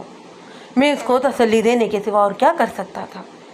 مقتول کے گاؤں کی مسجد کا پیش امام آ گیا۔ اس کی ڈھیل ڈول ہولیا دیہات کے مولویوں جیسا نہیں تھا۔ اس کی عمر بھی 30 سے ذرا کم یا پھر زیادہ ہوگی۔ داڑھی چھوٹی تھی اور اچھے طریقے سے تراشی ہوئی تھی۔ اس کا جسم چست اور پھرتیلا لگتا۔ میں نے اس کو احترام سے بٹھایا۔ محترم، میں نے کہا، سنا ہے کہ لوگ آپ کو وہابی کہتے ہیں، کیا آپ واقعی وہابی ہیں؟ میں صرف مسلمان ہوں جناب، اس نے کہا۔ یہ لوگ مجھ کو وہابی کہتے ہیں، میں کہتا ہوں کہ یہ شاہ جی کسی کی بھی مدد نہیں کر سکتا۔ مشکل میں اور مصیبت میں خدا کو یاد کرو اور اسی سے مدد مانگو، مگر یہ لوگ پہلے پیر کا اور اس کے بعد خدا کا نام لیتے ہیں۔ یہ شاہ شریف آدمی نہیں، یہ اپنے آپ کو اور اپنے مرے ہوئے باپ کو شاہ ولی اللہ اور نظام الدین اور داتا گنج بخش کے برابر سمجھتا ہے۔ یہ تو اولیاء اکرام اور صوفیہ کے پاؤں کی خاک کے برابر بھی نہیں۔ یہ شاہ باز کا شکار کھیلتا ہے، کتوں سے بھی شکار کھیلتا ہے اور کرتے لڑاتا بھی ہے، شراب بھی پیتا ہے۔ میں لوگوں کو کہتا ہوں کہ اس کے ہاتھ میں کچھ بھی نہیں اور یہ نوسرے باز ہے۔ اس وجہ سے یہ شاہ بھی اور نمبردار بھی اور گاؤں کے زیادہ تر لوگ بھی میرے خلاف ہو گئے۔ میں منظورے کے بارے میں معلوم کرنا چاہتا ہوں۔ میں نے کہا کہ اس کو کسی چڑیل نے مارا ہے، اس کو شاہ نے مروا دیا ہے۔ امام نے کہا یہ آپ کس طرح کہہ سکتے ہیں؟ یہ میں اس طرح کہہ سکتا ہوں کہ منظور کو میری باتوں کی سمجھ آ گئی تھی۔ امام نے کہا گاؤں میں 2 اور آدمی بھی ہیں جو مجھ سے متاثر ہو کر اس شخص کی مریدی سے نکل آئے ہیں۔ آپ کے ساتھ منظور کا تعلق کیسا تھا؟ چونکہ یہ کمکل دیہاتی پیری مریدی کے رنگ میں ہی سوچتے ہیں، اس وجہ سے وہ مجھ کو اپنا پیر مانتا تھا۔ امام نے کہا وہ میرے پاس بیٹھا کرتا تھا اور مجھ سے دین کی باتیں پوچھتا اور عمل کی بھی کوشش کرتا رہتا تھا۔ پھر یہ تو شاہ آپ کا پکا دشمن ہو گیا ہوگا۔ میں نے کہا جناب خان صاحب۔ امام ہنس پڑا اور کہنے لگا اگر میں اس کے آگے دب جاتا تو اب تک شاہ مجھ کو گاؤں سے نہیں اس دنیا سے بھی اٹھوا چکا ہوتا۔ اس نے مجھ کو دھمکیاں بھی بھیجی تھی میں اس کے معاملے میں زبان کو بند ہی رکھوں، ورنہ میرے پچھلے مجھ کو ڈھونڈتے ہی رہیں گے۔ یہ دھمکی اس کے ایک آدمی کی زبان ہی آئی۔ میں اس کے گھر چلا گیا اور اس کو بتایا کہ میں کون سے خاندان کا آدمی ہوں۔ پھر میں نے اس کو کہا کہ اس نے پھر کبھی مجھ کو اس طرح کی دھمکی دی تو دنیا دیکھے گی کہ کس کے پچھلے اس کو ڈھونڈ رہے ہوں گے۔ یہ تو آپ سبھی جانتے ہیں کہ دیہات کی مسجدوں کے امام کس قسم کے ہوتے ہیں۔ ان کی ڈیل ڈول بولنے کا طریقہ اور لباس الگ قسم کا ہوتا ہے، لیکن یہ امام عام قسم کا مولوی لگتا ہی نہیں تھا۔ کوئی کہہ ہی نہیں سکتا تھا کہ اس آدمی کا پیشہ امامت ہے۔ مسجدوں کے اماموں کو میں معزز افراد سمجھتا ہوں، لیکن یہ کچھ اور قسم کا معزز آدمی تھا۔ اس نے جب اپنے خاندان کا نام لیا تو میں بھی متاثر ہوا۔ میں کسی خاص وجہ سے اس خاندان کا نام نہیں بتانا چاہتا۔ اس خاندان کے 2 آدمی پولیس کے 2 بڑے ہی اہم عہدوں پر تھے۔ اس شخص کو مولوی یا امام نہیں ہونا چاہیے تھا، لیکن اللہ تعالیٰ اس کو مذہب کے راستے پر لے آیا۔ میرے پوچھنے پر اس نے مجھ کو بتایا تھا کہ اس کے خاندان اور برادری نے اس کو پاگل قرار دے دیا۔ اس کا پاگل پن یہ تھا کہ اتنے اونچے جاگیردار خاندان کا بیٹا ہو کر وہ مذہب کی اور مسجدوں کی امامت کی باتیں کرتا تھا۔ اس کا خاندان انگریزوں کا پٹھو تھا اور اسی وجہ سے جاگیردار تھا، لیکن اس کے دماغ میں اور دل میں خدا کا نور داخل ہو گیا۔ اس نے کسی بھی عالم دین کی شاگردگی نہیں کی، کتابیں پڑھ پڑھ کر اور مختلف علماء سے پوچھ پوچھ کر اس نے علم حاصل کیا تھا۔ اس کو حصول یہ تھا کہ جو دراصل صحیح اسلام ہے کہ فرقہ بندی اور پیر پرستی حرام ہے، مسلمان صرف مسلمان ہے، اس پر کوئی اور دلیل نہیں لکھ سکتا۔ اس نے انہی نظریات کو پھیلانا اور اپنا مشن بنا دیا۔ اپنے گھر سے وہ بہت دور ہو گیا۔ اس کو یہ مسجد خالی مل گئی تو گاؤں والوں کے ساتھ بات کر کے اس مسجد کی امامت سنبھال لی۔ اس نے پیر پرستی اور مزاروں پر سجدے کرنے کے خلاف بھی بیان دینے شروع کر دیے۔ دیہات میں اس قسم کے بیان کرنے والے لوگ وہابی کہتے ہیں، اور اس کو جس طرح اپنے خاندان والوں نے پاگل کہا تھا اسی طرح سب اس کو پاگل بھی سمجھتے ہیں اور ایسے آدمی قتل بھی ہو جاتے ہیں۔ اگر یہ قابل قدر آدمی شاہ جی کو اپنا خاندان نہ بتاتا تو وہ ایک دن بھی اس گاؤں میں نہیں ٹھہر سکتا تھا جو شاہ جی کا مرید تھا۔ یہ امام جو باتیں کرتا تھا وہ بہت ہی تھوڑے لوگ قبول کرتے، جو روشن خیال لوگ ہوتے ہیں یا جو اسلام کی صحیح روح کو سمجھتے ہیں۔ منظور حسین کی بابا شاید آپ زیادہ جانتے ہوں گے۔ میں نے کہا جی ہاں۔ اس نے جواب دیا خدا تعالیٰ کے بعد منظور حسین کو صرف میں جانتا ہوں۔ وہ کوئی عالم فاضل نہیں تھا، ان پڑھ آدمی تھا۔ میں اس کو اس لیے زیادہ پسند کرتا تھا کہ میری باتیں سمجھتا تھا اور میرا ساتھ بھی دیتا تھا۔ اس نے میری بہت خدمت بھی کی ہے۔ کیا اس کو معلوم تھا کہ شاہ جی نے آپ کو دھمکی دی تھی؟ میں نے اس کو بتایا۔ امام نے جواب دیا۔ وہ غصے سے کانپنے لگا تھا کہ آپ اجازت دیں تو میں اس شاہ جی کو ہی ختم کر دوں۔ میں نے اس کو روک دیا، لیکن ایک روز اس نے مجھ کو بتایا کہ شاہ کے ساتھ اس کا آمنا سامنا اتفاقاً ہو گیا۔ اس نے شاہ کو بڑی ہی سخت باتیں کہیں اور شاہ نے بھی اس کو گالیاں دیں۔ شاہ نے اس کو یہ بھی کہا تھا کہ تم اپنی موت کو پکار رہے ہو۔ منظور نے شاہ کی اس للکار کا جواب شاہ للکار سے ہی دیا۔ کب کی بات ہے یہ؟ شاید 20 یا 22 روز پہلے کی، امام نے جواب دیا۔ میں نے سنا ہے کہ وہ مرنے سے کچھ دن پہلے शाह जी के यहाँ भी गया था, मैंने कहा। वो तावीज़ लेने 5-6 बार गया था। मैं नहीं मानता, इमाम ने कहा। अगर मंजूर मेरे आगे झूठ बोलता रहे तो मैं कुछ कह नहीं सकता, लेकिन मुझको उस पर एतबार था। वो शाह के घर नहीं जाता था। क्या उसने कभी आपके साथ ऐसी बात की थी कि एक चुड़ैल उसके साथ प्यार मोहब्बत करने के लिए उसके पीछे पड़ी हुई है? मैंने पूछा। कभी नहीं, इमाम ने जवाब दिया। अगर वो ऐसी मुसीबत में फंस गया होता तो मेरे साथ ज़रूर ही बात करता और मैं इसको समझाता कि ये सिर्फ उसका वहम है। हो सकता है कि उसने अपना ये रोग आपसे छुपा रखा हो। मैं फिर भी नहीं मानता, उसने कहा। वो मुझसे कुछ नहीं छुपाता था। मिसाल के तौर पर आपको उसकी और शाह जी की दुश्मनी की एक और वजह बताता हूँ। मंजूर ने यह बात भी मुझसे नहीं छुपाई थी। शाह की एक जवान बेटी है जो भी गैर शादीशुदा है। मंजूर के पीछे कोई चुड़ैल तो नहीं पड़ी थी, अलबत्ता ये लड़की उसके पीछे चुड़ैलों की तरह पड़ गई थी। मंजूर को वो खेतों में कहीं अकेला देख लेती तो उसके पास पहुंच जाती। ये लड़की आमतौर पर अपनी हवेली की छत पर खड़ी रहती और यूं ही उसको मंजूर नजर आता वो उसके पास पहुंच जाती। वो मंजूर की सुरीली आवाज़ पर और उसके कमाए हुए जिस्म की खूबसूरती पर जान छुड़कती थी और मंजूर उससे जान छुड़ाता था। 3 बार ऐसा हुआ कि शाह ने इन दोनों को ऊंची फसल के दरमियान मुंडेर पर इकट्ठे भी देखा था। शाह तो यही समझता था कि इन दोनों के आपस में काबिल तरह ताल्लुकात हैं। उसने मंजूर को बहुत डराया और धमकाया। मंजूर ने उसको कहा कि अपनी लड़की को घर में बंद करके रखे। लड़की फिर भी बात ही नहीं आई। वो मंजूर को मिली और उसको बताया कि शाह ने उसको बहुत मारा पीटा है। इमाम की ये बातें सुनकर मुझको बहुत खुशी हुई। उसने कातिल की निशानदेही कर दी थी। मैंने उसे पूछा कि मंजूर और शाह की बेटी की आखिरी मुलाकात कब हुई थी? मैं ये भी बता सकता हूँ, इमाम ने कहा। मरने से 3 रोज़ पहले मगरिब की नमाज के बाद मंजूर ने मुझको बताया कि आज फिर लड़की उसके रास्ते में आ गई और शाह ने अपनी हवेली की छत से देख लिया। वो दौड़ता हुआ आया। लड़की घर को जा रही थी। लड़की को वहीं छोड़कर वो मंजूर के पास आया और उसको कहने लगा कि तुमने मुझको कहा था कि अपनी बेटी को घर में बंद रखो। अब मैं तुमको खबरदार करता हूँ कि जिंदा रहना चाहते हो तो अपने घर में बंद होकर रहो। मंजूर ने उसको कहा कि तुम्हारी बेटी गलत नीयत से मेरे पास आती है और मैं इसको टालता रहता हूँ। उसने शाह को यहाँ तक कह दिया कि अब वो मेरे पास आई तो फिर पाक साहब वापस नहीं जाएगी। मंजूर ऐसा नापाक आदमी नहीं था। उसने शाह की धमकी का जवाब दिया था और आप जानते ही हैं कि जो कुछ उसने कहा था वो बड़ी गंदी गाली है। मुझको जब इतला मिली कि मंजूर को चुड़ैल मार गई है तो मैंने अपने आप से कहा कि मैं चुड़ैल को जानता हूँ, शाह साहब के सिवा और कौन हो सकता है। मोहतरम, मैंने हल्की सी मुस्कुराहट के साथ कहा, आपके उसूलों और नज़रिए को देखकर मैं आपका बहुत एहतराम करता हूँ। मुझको उम्मीद तो ये रखनी चाहिए कि आप जो कुछ भी कह रहे हैं सच कह रहे हैं। फिर भी सोच लें कि मैं सब इंस्पेक्टर हूँ और तफ्तीश कर रहा हूँ। तफ्तीश में बाल की खाल उतारी जाती है। गुस्सा की माफ़ कर देना। कहीं ऐसा तो नहीं कि दिल में शाह की दुश्मनी रखकर आप मुझको ये बयान दे रहे हैं? जो कहा है बिल्कुल सच कहा है, इमाम ने कहा और उंगली ऊपर करके बोला।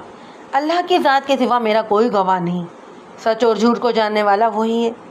बात जो मैं थाने में कर रहा हूँ वही मस्जिद में करूँगा और आप अदालत में ले जाएंगे तो भी यही बात मेरे मुंह से निकलेगी।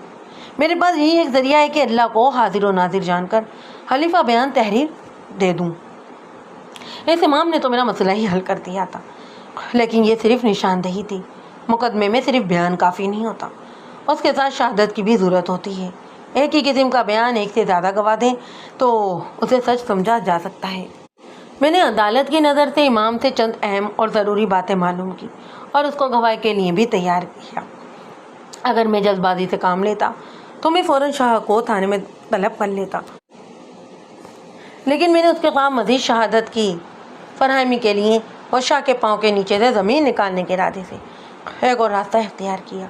वो ये था कि मैंने कांस्टेबल को भेजने की बजाय एक हेड कांस्टेबल को कहा कि वो शाह की बेटी को थाने लेकर आए। इमाम मुझसे इस लड़की का नाम भी मालूम हो गया था। मुझको मालूम था कि शाह हेड कांस्टेबल को बेला फुसलाएगा, इसको रिश्वत भी पेश करेगा और इसके मुंह में ये भी अल्फाज डालेगा कि शाह की बेटी घर में नहीं है, या फिर वो लड़की के साथ खुद आएगा और मुझसे बात पुरस भी करेगा। मैंने उसके घर के पर्दे का भी ख्याल नहीं किया। मैंने अपने आप को ज़हनी तौर पर तैयार कर लिया था कि शाह ने ऐसी कोई रुकावट डाली तो मैं उसके साथ क्या सलूक करूँगा। शाह की बाबत मैं आपको थोड़ी सी वाकफियत करवा दूँ। ये अपने इलाके की मशहूर गद्दी थी। जब तक इस शाह का बाप जिंदा रहा इस गद्दी की सारी मुरीदी ही इस इलाके में फैली गई। وہ مر گیا تو اس کے 3 بیٹے پیچھے رہ گئے۔ انہوں نے گدی کی قدر و منزلت قائم رکھنے کی بجائے سب سے پہلا کام یہ کیا کہ زمین و جائیداد وغیرہ پر آپس میں لڑائی جھگڑا کیا اور معاملہ کچہری تک گیا۔ 5-6 سال ان میں مقدمہ بازی اور ہاتھا پائی بھی ہوتی رہی۔ ان 6 سالوں میں گدی کی شہرت گھٹتے گھٹتے معمولی سی خانقاہ جتنی رہ گئی۔ آخر ان کے درمیان فیصلہ ہوا، دوسرے بھائی جائیداد لے گئے۔ یہ شاہ عقل مند اور چالاک تھا۔ اس نے سوچا پیری قائم رہے گی تو جائیداد بننے میں دیر نہیں لگے گی۔ اس نے باپ کی گدی اور ایک حویلی پر کنات کر لی، لیکن اس گدی کی شہرت ختم ہو چکی تھی۔ اس شاہ نے مریدی میں کچھ اضافہ کیا، لیکن اس کیس نے اس کو مزید نقصان پہنچایا۔ اس کے چند سال بعد جب پاکستان بن گیا اور مہاجرین آ گئے تو اسی گدی کو سہارا مل گیا، اور دیکھتے ہی دیکھتے یہ گدی شاہ کے باپ کی زمانے جیتی شہرت ایک بار پھر حاصل کر گئی تھی۔ میں نے امام کو یہ کہہ کر جانے کی اجازت دے دی کہ وہ گاؤں میں ہی موجود رہے اور طلبی پر فوراً پہنچے۔ میں نے اس کو یہ بھی کہا کہ وہ ہوشیار ہو کر رہے، ورنہ گاؤں والوں کے ہاتھوں بہت خراب ہو جائے گا۔ منظور کے دوست بھی آئے ہوئے تھے۔ میں نے ایک کو بلایا اور اس سے یہ سوال پوچھے، منظور کا چال چلن کیسا تھا؟ کیا اس نے تمہیں بتایا تھا کہ اس کے پیچھے ایک چڑیل پڑی ہوئی تھی؟ اور شاہ کی بیٹی کے ساتھ اس کا کیا معاملہ تھا؟ اور کیا مرنے سے پہلے منظور شاہ کے پاس تعویذ لینے جاتا رہا تھا؟ شاہ کے ساتھ اس کی کیا دشمنی تھی؟ منظور کے دوست نے ان سوالوں کے وہی جواب دیے جو امام نے مجھ کو تفصیل سے بتائے تھے۔ اس کے دوسرے دوست کو بلایا تو اس نے بھی بالکل وہی جواب دیے جو مجھ کو پہلے ہی مل چکے تھے۔ ان دونوں سے مجھ کو یہ بھی پتہ لگا کہ نمبردار کے ساتھ بھی منظور کی بول چال بند تھی۔ ان دونوں نے بتایا کہ نمبردار منظور سے کچھ ڈرتا بھی تھا، اور ان دونوں آدمیوں کی بھاپت جو نمبردار کے ساتھ آئے تھے۔ منظور کے ان دونوں دوستوں نے بتایا کہ نمبردار کے خاص آدمی ہیں، پیتے پلاتے بھی ہیں اور نمبردار کے خوشامدی بھی بنے ہوئے ہیں۔ مختصر یہ کہ امام کے بیان کی اور منظور کے بیوی کے بیان کی بڑی ہی اچھی طرح تصدیق ہو گئی، اور میرے لیے یہ فیصلہ کرنا مشکل ہو گیا کہ میں نمبردار کو اور اس کے دونوں آدمیوں کو ابھی لپیٹ میں لے لوں یا پھر شہادت اکٹھی کر لوں۔ نمبردار کو اور اس کے آدمیوں کو بھی شک ہو گیا تھا کہ میں نے ان کا جھوٹ پکڑ لیا ہے۔ میں نے سوچا کہ اپنے اندر پریشان انہیں ہونے دوں اور تھانے میں ہی بیٹھائے رکھوں۔ میں نے زرگل کو اپنے پاس بلایا اور اس کو بتایا کہ بہت ساری نشاندہی ہو گئی ہے اور مجھ کو امید ہے کہ اس کا لڑکا بھی مل جائے گا۔ زرگل نے مجھ سے اس تفتیش کی تفصیل پوچھی جو میں پہلے ہی کر چکا تھا۔ میں نے جب اس کو تفصیل سنائی تو وہ اٹھ کھڑا ہوا۔ پھر ان کو مہمان بنا کر کیوں بیٹھایا ہوا ہے؟ اس نے بڑے سخت غصے میں کہا، میں اس نمبردار کو اور اس کے دونوں ساتھیوں کو بھی الٹا لٹکا دیتا ہوں اور نیچے انگارے رکھ کر ان پر سرخ مرچ ڈالوں گا اور کہوں گا کہ جب تک میرے بچے کی نشاندہی نہیں کرو گے اسی طرح لٹکتے رہو گے۔ یہ کہہ کر وہ باہر کی طرف دھول پڑا۔ میں نے دوڑ کر اس کو پکڑ لیا۔ ابھی نہیں زرغل، میں نے اس کو پیچھے گھسیٹتے ہوئے کہا، میری محنت پر پانی پھر جائے گا۔ تم جو کہنا اور جو بھی کرنا چاہتے ہو وہ بعد میں کروں گا میں۔ تم پنجابی کم عقل ہوتے ہو، اس نے کہا۔ یہ ان کے باپ کی بیٹک نہیں، یہ کہ مجتبیٰ ہے تو ان کا سر نیچے اور ٹانگیں اوپر ہونی چاہیے۔ نہیں چھوڑوں گا میں ان کو۔ اور زرغل عقل سے کام لے، میں نے اسے زبردستی گھسیٹ کر کرسی پر بٹھاتے ہوئے کہا، میری تفتیش کو چوپٹ نہ کر دینا، ذرا صبر سے دعا کرو کہ تمہارا بچہ تمہیں زندہ مل جائے۔ بڑی ہی مشکل سے میں نے زرغل کو قابو میں کیا۔ محبوب خانہ، اس نے کہا، میرا بچہ مجھ کو نہ ملا نا تو میں تم کو گولی مار دوں گا۔ 3.5 گھنٹے بعد شاہ بھی آ گیا۔ اس کے ساتھ ایک عورت تھی جو پرانے ٹائپ کے برقعے میں تھی۔ میں پہلی بار شاہ کو دیکھ رہا تھا۔ شاہ کی عمر یقیناً 40 سے اوپر تھی، لیکن رنگ ایسا لال کہ وہ 25-26 سال کی عمر کا پہلوان لگتا۔ اس نے لڑکی کو برآمدے میں بنچ پر بٹھایا اور میرے پاس آیا۔ زرغل میرے پاس ہی بیٹھا ہوا تھا۔ شاہ اپنے آپ ہی آ کر ہمارے سامنے کرسی پر بیٹھ گیا۔ اس کا چہرہ بتا رہا تھا کہ وہ بڑے ہی غصے میں۔ آپ نئے تھانے دار ہیں جناب؟ شاہ نے بڑے بالائی افسر کے لہجے میں کہا۔ ہاں، میں ایک ادنی ملازم کی طرح جواب دیا، میں ہی ہوں۔ زرغل صاحب نے آپ کو ہماری بابت کچھ نہیں بتایا شاید؟ شاہ جی نے کہا، ہماری گدی اور راستانی کی یہ توہین انگریز افسروں نے بھی کبھی نہیں کی۔ آپ ہندوستانی افسر ہیں اور آپ مسلمان بھی ہیں، آپ نے یہ جرات کیوں کی؟ ہماری بیٹی کو آپ نے تھانے بلایا ہے۔ میں مجبور ہوں شاہ جی، میں نے کہا، ڈیوٹی کی مجبوری ہے۔ اگر ہم کوتاہی کریں تو جن انگریز افسروں نے آپ کے آستانے کی کبھی توہین نہیں کی، وہ ہماری اتنی توہین کرتے ہیں جو ہم برداشت نہیں کر سکتے۔ ہمیں آپ کی توہین کی کوئی پرواہ نہیں۔ شاہ جی نے پرانے زمانے کے بادشاہوں کی طرح کہا، آپ نے جس گدی کی توہین کی ہے وہ آپ کو کبھی نہیں معاف کرے گی۔ اللہ کے ان پیارے بزرگوں کی روحیں جو مزار شریف میں دفن ہیں آپ کو چین سے نہیں جینے دیں گی۔ آپ نے اتنا بھی نہ سوچا کہ ہماری بیٹی پردہ نشین ہے اور اس کو ہم برقعے میں لائے ہیں۔ تھانے داری پر اتنا غرور نہ کرو۔ شاہ جی حضور، میں نے پوچھا، غصہ کی معاف، کیا آپ کی بیٹی کھیتوں میں منظور کو اکیلا دیکھ کر اس کے پاس برقعے میں جایا کرتی تھی؟ شاہ جی کے ہونٹ کانپنے لگے، وہ ادھر ادھر دیکھنے لگا۔ میں اندازہ نہیں کر سکا کہ اس کو غصہ آ گیا تھا یا وہ گھبرا گیا۔ ہمارا وقت مت ضائع کرو شاہ جی، زرگل نے کہا، ہم نے آپ کی بیٹی کو تفتیش کے لیے بلایا ہے۔ کیسی تفتیش صاحب؟ شاہ جی نے کہا، ہماری بیٹی نے کیا جرم کیا ہے؟ شاہ جی، میں نے کہا، آپ باہر تشریف لے جائیں اور ہمیں گستاخی کا موقع نہ دیں۔ یہ تھانہ ہے، ہم نے آپ کی بیٹی سے کچھ پوچھنا ہے اور ہم اپنا یہ کام ضرور کریں گے۔ اگر آپ فوراً باہر نہیں نکل گئے تو ہم آپ کو گھسیٹ کر باہر نکال دیں گے۔ اگر آپ نے ہم کو پریشان کیا تو ہم پھر آپ کو حوالات میں بند کر دیں گے۔ یہ تو ہم جانتے تھے کہ شاہ کی اصلیت کیا ہے۔ اس نے کچھ کہنا چاہا تو زرگل اٹھ کھڑا ہوا۔ 1 منٹ میں باہر نکلو، چلو، زرگل نے بڑے ہی غصے میں کہا۔ شاہ نے عجیب تماشا دکھایا، وہ بڑے ہی زور سے اٹھا اور باہر نکل گیا۔ تباہ ہوگا یہ تمہارا تھانہ، باہر سے شاہ جی کی بلند للکار سنائی دی۔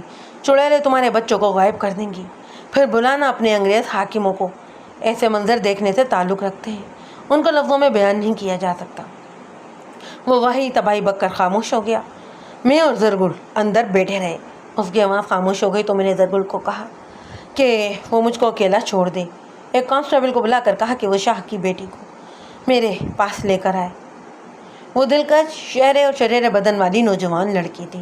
اس کے چہرے پر اداسی تھی۔ اس نے اندر آتے ہی برقعے کا نقاب اٹھا دیا۔ گھبرانا نہیں، میں نے کہا، یہ بتاؤ کہ تم جب بھی باہر نکلتی ہو تو کیا برقعہ اوڑھ کر نکلتی ہو؟ نہیں، بالکل نہیں، اس نے جواب دیا۔ شاہ نے کہا تھا کہ برقعے میں چلو۔ میرا تو عبایا بھی یہ نہیں ہے، یہ تو میری ماں کا ہے۔ تمہارے والد صاحب ناراض ہو رہے تھے۔ یہ میرے والد صاحب نہیں ہیں، لڑکی نے بات کاٹ کر کہا، اسی لیے میں ان کو شاہ جی کہا کرتی ہوں۔ یہ کیا معاملہ ہوا؟ میں نے پوچھا۔ انہوں نے میری ماں کے ساتھ شادی کی تھی، اس نے کہا، اور میں اس وقت 3 سال سے زیادہ عمر کی تھی جب میری ماں بیوہ ہو گئی۔ میں اس کی ایک ہی اولاد تھی۔ میری ماں خوبصورت تھی اور اس کے نام پر کچھ زمین بھی تھی۔ اس شاہ کی بھی پہلے ایک بیوی تھی۔ شاہ نے 2 آدمیوں کو ساتھ ملا کر دھوکے میں میری ماں کے ساتھ شادی کر لی۔ اس لڑکی کا بیان لمبا تھا۔ میں نے اس سے اس کی ماں کی ہسٹری نہیں سننا چاہتا تھا، لیکن لڑکی نے اتنا بولنا شروع کیا جیسے وہ اپنے دل کا غبار نکال رہی ہو۔ مختصر طور پر یہ کہ یہ شاہ بدکار آدمی تھا، شراب پیتا تھا اور رات کو اس کے پاس نہیں سے نہیں عورت آتی۔ لڑکی کو ماں کا یہ سلسلہ پسند نہیں تھا۔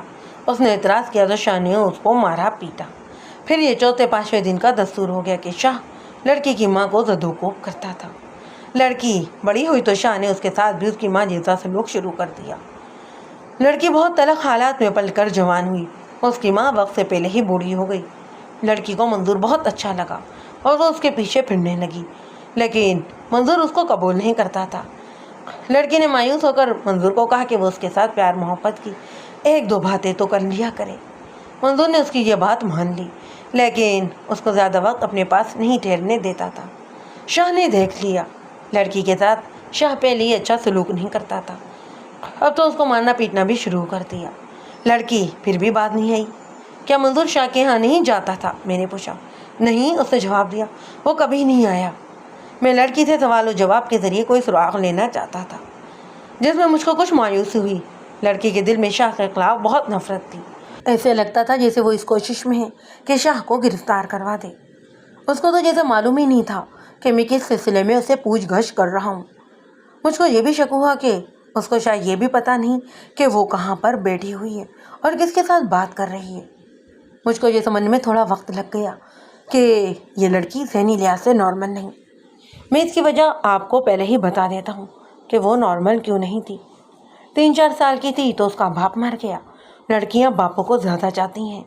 اس لڑکی کو ایک تو یہ صدمہ پہنچا اور دوسرا صدمہ یہ کہ اس کو اپنے پیارے باپ کی جگہ ایک ظالم باپ مل گیا جو اس کو مارتا بھی تھا اور اس کی ماں کو بھی۔ پیار اور شفقت کی جگہ اس کو ظلم اور تشدد ملا۔ پھر اس نے گھر میں شراب نوشی اور بدکاری دیکھی جو اس جگہ کا یعنی شاہ کی حویلی کا دستور تھی۔ آپ خود سمجھ سکتے ہیں کہ ان حالات میں پلے ہوئے بچے شفقت اور پیار سے محروم ہوتے ہیں اور ان کو جس سے بھی پیار مل جائے، خواہ وہ جھوٹا ہی کیوں نہ ہو، وہ اسی کے ہو کے رہ جاتے ہیں۔ اس لڑکی کو منظور اچھا لگا تو اس نے اسی کو پیار کا بت بنا لیا۔ میں نے اسے پوچھا تھا کہ منظور اس کو کیوں اچھا لگتا تھا۔ وہ جب رات کو ہیر گاتا تھا تو اس کی آواز میرے گھر تک پہنچا کرتی تھی۔ اس نے کہا تھا، میرا دل اسی طرح بے قابو ہوتا تھا جیسے منظور مجھ کو بلا رہا ہے۔ اس جذباتی حالت میں وہ تڑپتی اور روتی بھی تھی۔ اس نے مجھ کو آگے جو بیان دیا وہ مختصر طور پر اس طرح تھا کہ آخر شاہ نے اس کو گھر میں بند کر لیا۔ کچھ اور سوال جواب کے بعد لڑکی نے ایک اور بات بتا دی۔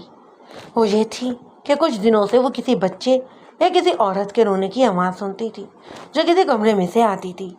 گھر میں کوئی بچہ نہیں تھا، اس کی ماں بھی اس کے سامنے موجود ہوتی تھی۔ یہ آواز شاہ کی دوسری بیوی کی ہو سکتی تھی۔ ایک رات اس کی ماں سو گئی اور وہ جاگ رہی تھی۔ اس کو پھر رونے کی آواز سنائی دینے لگی۔ وہ اپنے کمرے سے نکل گئی اور برآمدے میں سے ہوتی ہوئی ایک کمرے کے پاس جا کر رکی۔ آواز اسی کمرے میں سے آ رہی تھی۔ وہ کمرے کے پہلو میں گئی، وہاں کھڑکی تھی جو ذرا سی کھلی ہوئی بھی تھی۔ اس نے دیکھا کہ 11-12 سال کا بچہ ایک رو رہا ہے اور ایک آدمی اس کو ڈرا رہا ہے۔ کمرے میں لالٹین بھی جل رہی تھی۔ بچہ کچھ کہتا بھی تھا؟ میں نے پوچھا، یا صرف روتا ہی تھا؟ وہ کچھ کہتا بھی تھا، لڑکی نے جواب دیا۔ معلوم نہیں وہ اردو بولتا تھا یا پھر پتہ نہیں کیا زبان بولتا تھا، پر ہماری طرح پنجابی زبان نہیں تھی اس کی۔ نہیں، اس نے میرے سوال کے جواب میں بتایا، بڑا ہی خوبصورت لڑکا ہے اور رنگ اس کا گورا ہے۔ میں نے کچھ اور بھی نہ سنا، میں بس اسپرنگ کی طرح اچھلا اور باہر نکل کر زرگل کو آواز دی۔ اس کے ساتھ ہی میں نے ایک ہیڈ کانسٹیبل کو بلایا اور اس کو کہا کہ شاہ کو فوراً لے کر آؤ۔ میں شاہ کو کسی پوچھ گچھ کے بغیر حوالات میں بند کرنا چاہتا تھا۔ اب کسی شک کی گنجائش نہیں رہی تھی کہ ہمارا ملزم شاہ ہی تھا۔ جناب وہ تو چلے گئے ہیں، کہاں چلا گیا ہے؟ اس عورت کو آپ کے حوالے کر کے شاہ جی بڑے ہی غصے میں بولتے رہے تھے، ہیڈ کانسٹیبل نے کہا۔ پھر وہ نکل گئے۔ وہ گھوڑی پر آئے تھے، عورت دوسری گھوڑی پر تھی۔ شاہ جی اپنی گھوڑی پر سوار ہوئے اور چلے گئے۔ زرگل، جو ہی زرگل میرے پاس آیا میں نے بہت تیز بولتے ہوئے کہا، تمہارا بچہ مل گیا ہے، فوراً چھاپے کا بندوبست کرو اور 1 منٹ نہ لگاؤ۔ گاؤں 3 میل سے ذرا دور تھا۔ ہم گھوڑوں اور ایک ٹانگے کے ذریعے بنا وقت ضائع کیے پہنچے۔ پھر بھی 1 گھنٹہ گزر چکا تھا۔ شاہ کے اس طرح گھر میں داخل ہوئے جیسے یہ چوروں کا اڈا ہو۔ سیدھے اندر گئے۔ شاہ نے واہی تباہی بکنی شروع کر دی۔ میں اس کو احترام سے باہر لا کر کانسٹیبلوں کے حوالے کرنا چاہتا تھا، لیکن زرگل کا دماغ اتنا خراب ہو گیا تھا کہ اس نے شاہ کو گریبان سے پکڑا اور آگے گھسیٹ کر اس کی گردن پر مکہ مارا اور اس طرح اس کی تھوڑی سی مرمت کر کے پوچھا کہ لڑکا کہاں پر ہے؟ کون سا لڑکا؟ شاہ نے پوچھا۔ یہاں کوئی لڑکا نہیں ہے، تلاشی لے لو، تم پر اس گدی کی ایسے لعنت پڑے گی۔ زرگل کے ایک زوردار تھپڑ نے شاہ کو آگے بولنے ہی نہ دیا۔ دونوں ہیڈ کانسٹیبلوں نے تلاشی لی اور چھاپے کے دستور کے مطابق اس حویلی میں جتنے افراد تھے ان سب کو ایک جگہ اکٹھا کر لیا۔ 2 عورتیں تھیں اور 2 آدمی۔ یہ آدمی ملازم ٹائپ لگتے تھے۔ میں نے ان دونوں آدمیوں کو الگ کر لیا اور ان کو کہا کہ وہ بتا دیں کہ بچہ کہاں ہے، ورنہ ان کی ہڈیاں یہاں ٹوٹیں گی یا پھر تھانے میں مرمت ہوگی۔ اس کے بعد 10 سال کی قید کی سزا بھی ملے گی۔ دونوں نے ہی انکار کیا۔ مکان کی تلاشی لی گئی۔ میں نے اس مظلوم لڑکی سے اس کمرے کا محل اور وقوع معلوم کر لیا تھا جس میں وہ کہتی تھی کہ بچے کو اس نے دیکھا ہے۔ اس کمرے میں بچہ نہیں تھا، بچہ تو کسی بھی کمرے میں نہیں تھا۔ میں نے شاہ کو ایک طرف کیا۔ شاہ جی، میں نے اس کو کہا، کیوں اپنی بے عزتی کرواتے ہو؟ انگریزوں کے قانون میں تمہاری گدی کی کوئی حیثیت نہیں۔ یہ گدی اب ختم ہو جائے گی۔ تم چاہتے کیا ہو؟ کیا ڈھونڈتے ہو میرے گھر میں؟ سب انسپکٹر زرگل کا بچہ، میں نے کہا۔ یہاں کسی زرگل کا بچہ نہیں ہے، اس نے مکمل ڈھیٹ پن سے جواب دیا۔ ملتا ہے تو ڈھونڈ لو۔ بہت اچھا شاہ جی، میں نے کہا اور اس کو کانسٹیبلوں کے حوالے کر کے کہا، لگاؤ ہتھ کڑی۔ جس طرح اس کو ہتھ کڑی لگائی گئی وہ آپ یوں سمجھیں جیسے مست بھینسے کے گلے میں رسہ ڈالا جاتا ہے۔ میں نے ان 2 آدمیوں میں سے ایک کو گریبان سے پکڑا اور صحن میں لا کر اس کے منہ پر ایک بڑا ہی زوردار مکہ مارا تو وہ پیچھے جا پڑا۔ زرگل دوڑا ہوا آیا۔ اس نے اس کی ایک ٹانگ ٹخنے سے پکڑ کر اوپر اٹھا لی، دوسری ٹانگ میں نے پکڑ لی۔ وہ پیٹھ کے بل پڑا ہوا تھا۔ ہم نے اس کی ٹانگیں اوپر کر کے اپنی طرف کھینچی، جس طرح ریلوے اسٹیشن پر کانٹے بدلنے والا کانٹا بدلتا ہے۔ وہ شخص چیخنے اور چلانے لگا۔ ہم اس کی ٹانگیں اس طرح ادھر ادھر کھینچ رہے تھے جیسے اس کو چیر کر اس کے جسم کے 2 حصے کر دیں گے۔ ہیڈ کانسٹیبل کو بلا کر دوسرے آدمی کی بھی ذرا خاطرداری کرواؤ۔ اب دونوں آدمی اس طرح چیخو پکار کر رہے تھے جس کو صرف پولیس کے آدمی برداشت کر سکتے ہیں۔ کوئی دوسرا آدمی صرف سن ہی لے تو وہ ڈر کر اقبال جرم کر لے۔ ان میں سے ایک نے تو ہاتھ جوڑ دیے اور کہنے لگا کہ وہ بتائے گا، اور اس نے صاف الفاظ میں بتا دیا کہ لڑکا اس کمرے میں بند رہا ہے، اور آج شاہ جب لڑکی کو تھانے چھوڑ کر آیا تو اس نے لڑکے کو کمبل میں لپیٹ کر ان دونوں آدمیوں کو کہا کہ اس کو فلاں گاؤں میں چھوڑ کر آ جاؤ۔ اس نے گاؤں کی بھی نشاندہی کی۔ یہ گاؤں کل 6 کمروں کا ہی تھا جو 1 میل بھی دور نہیں تھا۔ میں اور زرگل اپنے 3 کانسٹیبلوں کو لے کر اس آدمی کے ساتھ اس کے گاؤں گئے۔ ایک آدمی گاؤں کے باہر کھڑا تھا۔ اس نے ہم کو دور سے دیکھا تو ایک طرف کو کود پڑا۔ وہ گاؤں کے اندر نہ گیا بلکہ کسی دوسری طرف جا رہا تھا۔ اس کے بھاگنے سے ہم یہی سمجھ سکتے تھے کہ یہ ملزم ہے، ورنہ بھاگنے کی کوئی ضرورت تو نہیں تھی۔ میں نے گھوڑے کو ایڑی لگائی اور گھوڑا اس کے پیچھے ڈال دیا۔ وہ کتنا تیز دوڑ سکتا تھا بھلا، اور میں نے اس کو زیادہ دور جانے ہی نہ دیا۔ میں نے جب گھوڑے سے اتر کر اس کو پکڑا تو وہ ہاتھ جوڑ کر منتیں کرنے لگا۔ اس کا جسم خوف سے کانپ رہا تھا۔ میں نے اس سے پوچھا کہ وہ کیوں بھاگا جا رہا ہے۔ جناب میں بے قصور ہوں، اس نے کانپتے ہوئے کہا۔ شاہ جی نے حکم دیا تھا کہ اس لڑکے کو 2 دن اپنے گھر میں رکھو۔ کہاں ہے لڑکا؟ میرے گھر میں ہے جناب، اس نے جواب دیا۔ میں جب اس کو ساتھ لے کر اس کے گھر پہنچا تو لڑکا زرگل کے گلے میں لگا ہوا تھا۔ اس کو ان لوگوں نے دیہاتی قسم کے کپڑے پہنائے ہوئے تھے۔ اس کو اس حالت میں اغوا کیا گیا تھا کہ اس کے کپڑے اترے ہوئے تھے۔ گاؤں کے 2 آدمیوں کو بچے کی برآمدگی کا گواہ بنایا، بیان لکھ کر ان کو پڑھ کر سنایا اور ان کے انگوٹھے بھی لگوائے۔ پھر ان دونوں آدمیوں کو اور شاہ کو ساتھ لے کر ہم تھانے میں آ گئے۔ تھوڑی دیر بعد تھانے کے احاطے کے باہر شاہ کے مریدوں کا ہجوم اکٹھا ہو گیا۔ وہ خاموشی سے کھڑے تھے۔ ان میں دنگا فساد کرنے یا احتجاجی مظاہرہ کرنے کی ضرورت ہی نہیں تھی۔ ہم چاہتے تھے کہ شاہ جی اقبال جرم کر لیں، لیکن وہ بڑے ہی ڈھیٹ مٹی کا بنا ہوا تھا۔ میں ضروری نہیں سمجھتا تھا کہ وہ اقبال جرم کرے۔ مقدمے کی مضبوطی کے لیے میرے پاس اور بھی ذریعے موجود تھے، لیکن زرگل اس قدر غصے میں تھا کہ اس کے بس میں ہوتا تو شاہ کی گردن پر چھری پھیر دیتا۔ محبوب خانہ، اس نے مجھ کو کہا، تم اب باقی کا کام مجھ کو کرنے دو۔ اس نے پہلا کام یہ کیا کہ شاہ کو ایک کمرے میں لے گیا اور اعزار رضانی کا عمل شروع کیا۔ میں متعلقہ آدمیوں میں سے جو ملزم تھے اقبالی بیان دے رہا تھا۔ ایک اور آدمی کی نشاندہی ہوئی جو تھانے والے گاؤں میں ہی رہتا تھا۔ میں نے اس کی گرفتاری کے لیے ASI کو بھیج دیا۔ میں جب تقریباً 2 گھنٹے گزرنے کے بعد گیا تو یہ دیکھنے کہ زرگل کر کیا رہا ہے تو شاہ جی کو بے ہوشی کی حالت میں پایا۔ زرگل نے اس کو ایسی ایذا دی تھی جس کو شاہ جیسا مضبوط آدمی بھی زیادہ دیر برداشت نہیں کر سکا تھا۔ بچہ تو مل گیا تھا۔ ہم نے منظور کے قاتل کو بھی پکڑنا تھا، اور قاتل شاہ کے سوا اور کوئی نہیں ہو سکتا تھا۔ اس نے قتل خود تو نہیں کیا ہوگا، اپنے کسی آدمی سے ہی کروایا ہوگا۔ زرگل نے رات کو بھی شاہ کی اعزار رضانی جاری رکھی۔ وہ ہوش میں آتا تھا تو زرگل اپنا ظالمانہ عمل شروع کر دیتا۔ اگلے دن دوپہر کے بعد شاہ نے نیم غشی کی حالت میں قتل کا جرم کر لیا۔ اسی حالت میں اس نے بتایا کہ زرگل کے بیٹے کو بھی اس نے اسی مطلب سے اغوا کیا تھا کہ اس کو ڈرائے گا کہ اس کے بچے کو چڑیل اٹھا کر لے گئی ہے، اور وہ بچہ اس شرط پر واپس کرے گا کہ وہ تفتیش کو بند کر دے۔ لیکن اس کی پلاننگ ناکام ہو گئی۔ میں نے ان خطروں کی سوچ لی تھی جو عدالت میں پیش آیا کرتے ہیں۔ میں نے شاہ کو بھی دیکھ لیا تھا کہ یہ شخص بڑی مضبوط پتھر کا بنا ہوا ہے۔ اگر اس نے اقبال بیان زیر دفعہ 124 مجسٹریٹ کو بھی قلم بند کروایا تو بھی یہ شخص سیشن کورٹ میں جا کر پھر جائے گا۔ میں نے زرگل کو بہت مشکل سے سمجھایا کہ اب اس کو چھوڑ دو، کہیں ایسا نہ ہو کہ یہ مر جائے یا اس کو کوئی نقصان پہنچ جائے جو عدالت میں ثابت ہو جائے کہ یہ اعزار رسانی کا نتیجہ ہے۔ میں نے زرگل کو بتایا کہ اس نے اگر کسی سے قتل کروایا ہے تو بھی میں یہ ثابت کر دوں گا کہ قتل اس نے اپنے ہاتھ سے ہی کیا ہے، اور بس میں یہی چاہتا ہوں۔ زرگل نے کہا، میں اس شخص کو اب زندہ نہیں دیکھنا چاہتا۔ 5-6 گھنٹوں کے اندر اندر ساری واردات ہمارے سامنے آ گئی۔ جس نے منظور کا گلا دبایا تھا اس نے بھی اقبال کر لیا۔ میں نے اس کو کہا کہ وہ بیان دے کہ گلا شاہ نے دبایا تھا اور اس شخص نے خود منظور کو پکڑ رکھا تھا۔ اس شخص کو میں نے یہ بیان دینے کے صلے میں انعام دیا کہ اس کو وعدہ معاف گواہ بنا لیا، اور دوسرے ملزموں کو یہ وعدے دیے کہ ان کو میں بری کروا لوں گا یا بہت ہی تھوڑی سزا دلواؤں گا، شرط یہ ہے کہ وہ ہمارے بتائے ہوئے بیان دیں۔ ہم نے دیکھ لیا تھا کہ اتنے گناہوں اور سنگین جرم کرانے والا شاہ ہے، ہم اس کو معاف نہیں کر سکتے تھے۔ قانون کی پابندیاں تو کچھ اور کہتی تھیں، لیکن میں ذاتی طور پر پسماندہ ذہن کے سیدھے سادے ان دیہاتی لوگوں کو بے گناہ سمجھتا تھا۔ اس قسم کے شاہ دیہاتیوں کو اپنے سر ملا کر بدکاری کرتے ہیں اور ان کو ہی اعلی کار بناتے ہیں۔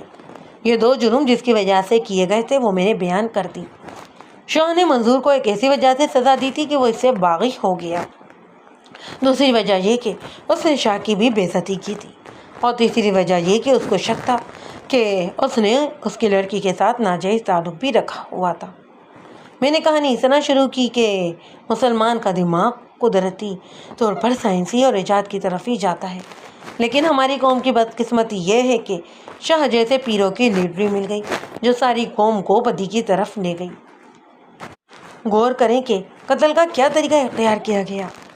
چھوٹا سا ایک بکرا نمبردار کے گھر ذبح کیا گیا اور یہ بتایا گیا کہ نمبردار نے صدقہ دیا ہے۔ کلیجی گھر میں رکھی گئی جس کا ایک ٹکڑا منظور کو قتل کر کے اس کے منہ میں ٹھوس دیا گیا۔ میں آپ کو یہ بھی بتا دوں کہ اس زمانے میں دیہات میں بکرے کا گوشت نہیں ملتا تھا، اس وجہ سے ایک بکرا ذبح کیا گیا۔ اس سے ثابت یہ ہوا کہ نمبردار بھی اس جرم میں شریک تھا۔ اس کے جن 2 آدمیوں نے اس کے بیان کی تصدیق کی، اس نے نمبردار اور شاہ کے بتائے ہوئے بیان تھانے میں دیے۔ جرم و سزا سے کوئی نہیں بچ سکتا۔ دنیا کا قانون سزا دے نہ دے، پر خدا کا قانون کسی نہ کسی طرح اسے پکڑ ہی لیتا ہے۔ لوگوں سے غلطی یہ ہوئی کہ مجھ کو یہ بیان دیا کہ منظور شاہ کے پاس تعویذ لینے کے لیے منظور جایا کرتا تھا۔ انہوں نے یہ نہ سوچا کہ دوسری طرف یہ بھی ثابت ہو جائے گا کہ شاہ اور منظور کی تو آپس میں دشمنی ہے۔ اسی جھوٹ پر مجھ کو صحیح راستہ ملا تھا۔ بچے کے اغوا کی وجہ بھی میں نے بیان کر دی ہے۔ ان لوگوں نے یہ بھی دیکھ لیا کہ بچہ ندی میں نہانے کے لیے جاتا ہے۔ شاہ کے کہنے پر انہوں نے بچے کا پیچھا کیا اور اسے اغوا کر لیا۔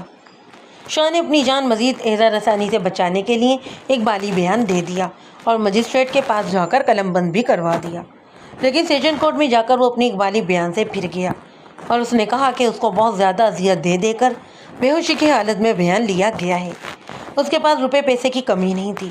اس نے ایک بہت ہی لائق ہندو وکیل کیا، لیکن میں نے ایک ایسے ملزم کو وعدہ معاف گواہ بنا لیا تھا جو قتل اور اغوا کے دونوں ہی جرائم میں شامل تھا۔ ملزموں سے ہی میں نے ایسے بیان دلوائے جنہوں نے ہندو وکیل کی قابلیت کو بیکار کر دیا۔ قاتل شاہ کو ہی قرار دے دیا گیا اور اس کو سزائے موت ملی، جو اپیل میں عمر قید میں تبدیل ہو گئی۔ باقی ملزموں کو بھی 2-2 4-4 سال کی سزائیں ملی۔ ان میں زیادہ سزا نمبردار کو دی گئی۔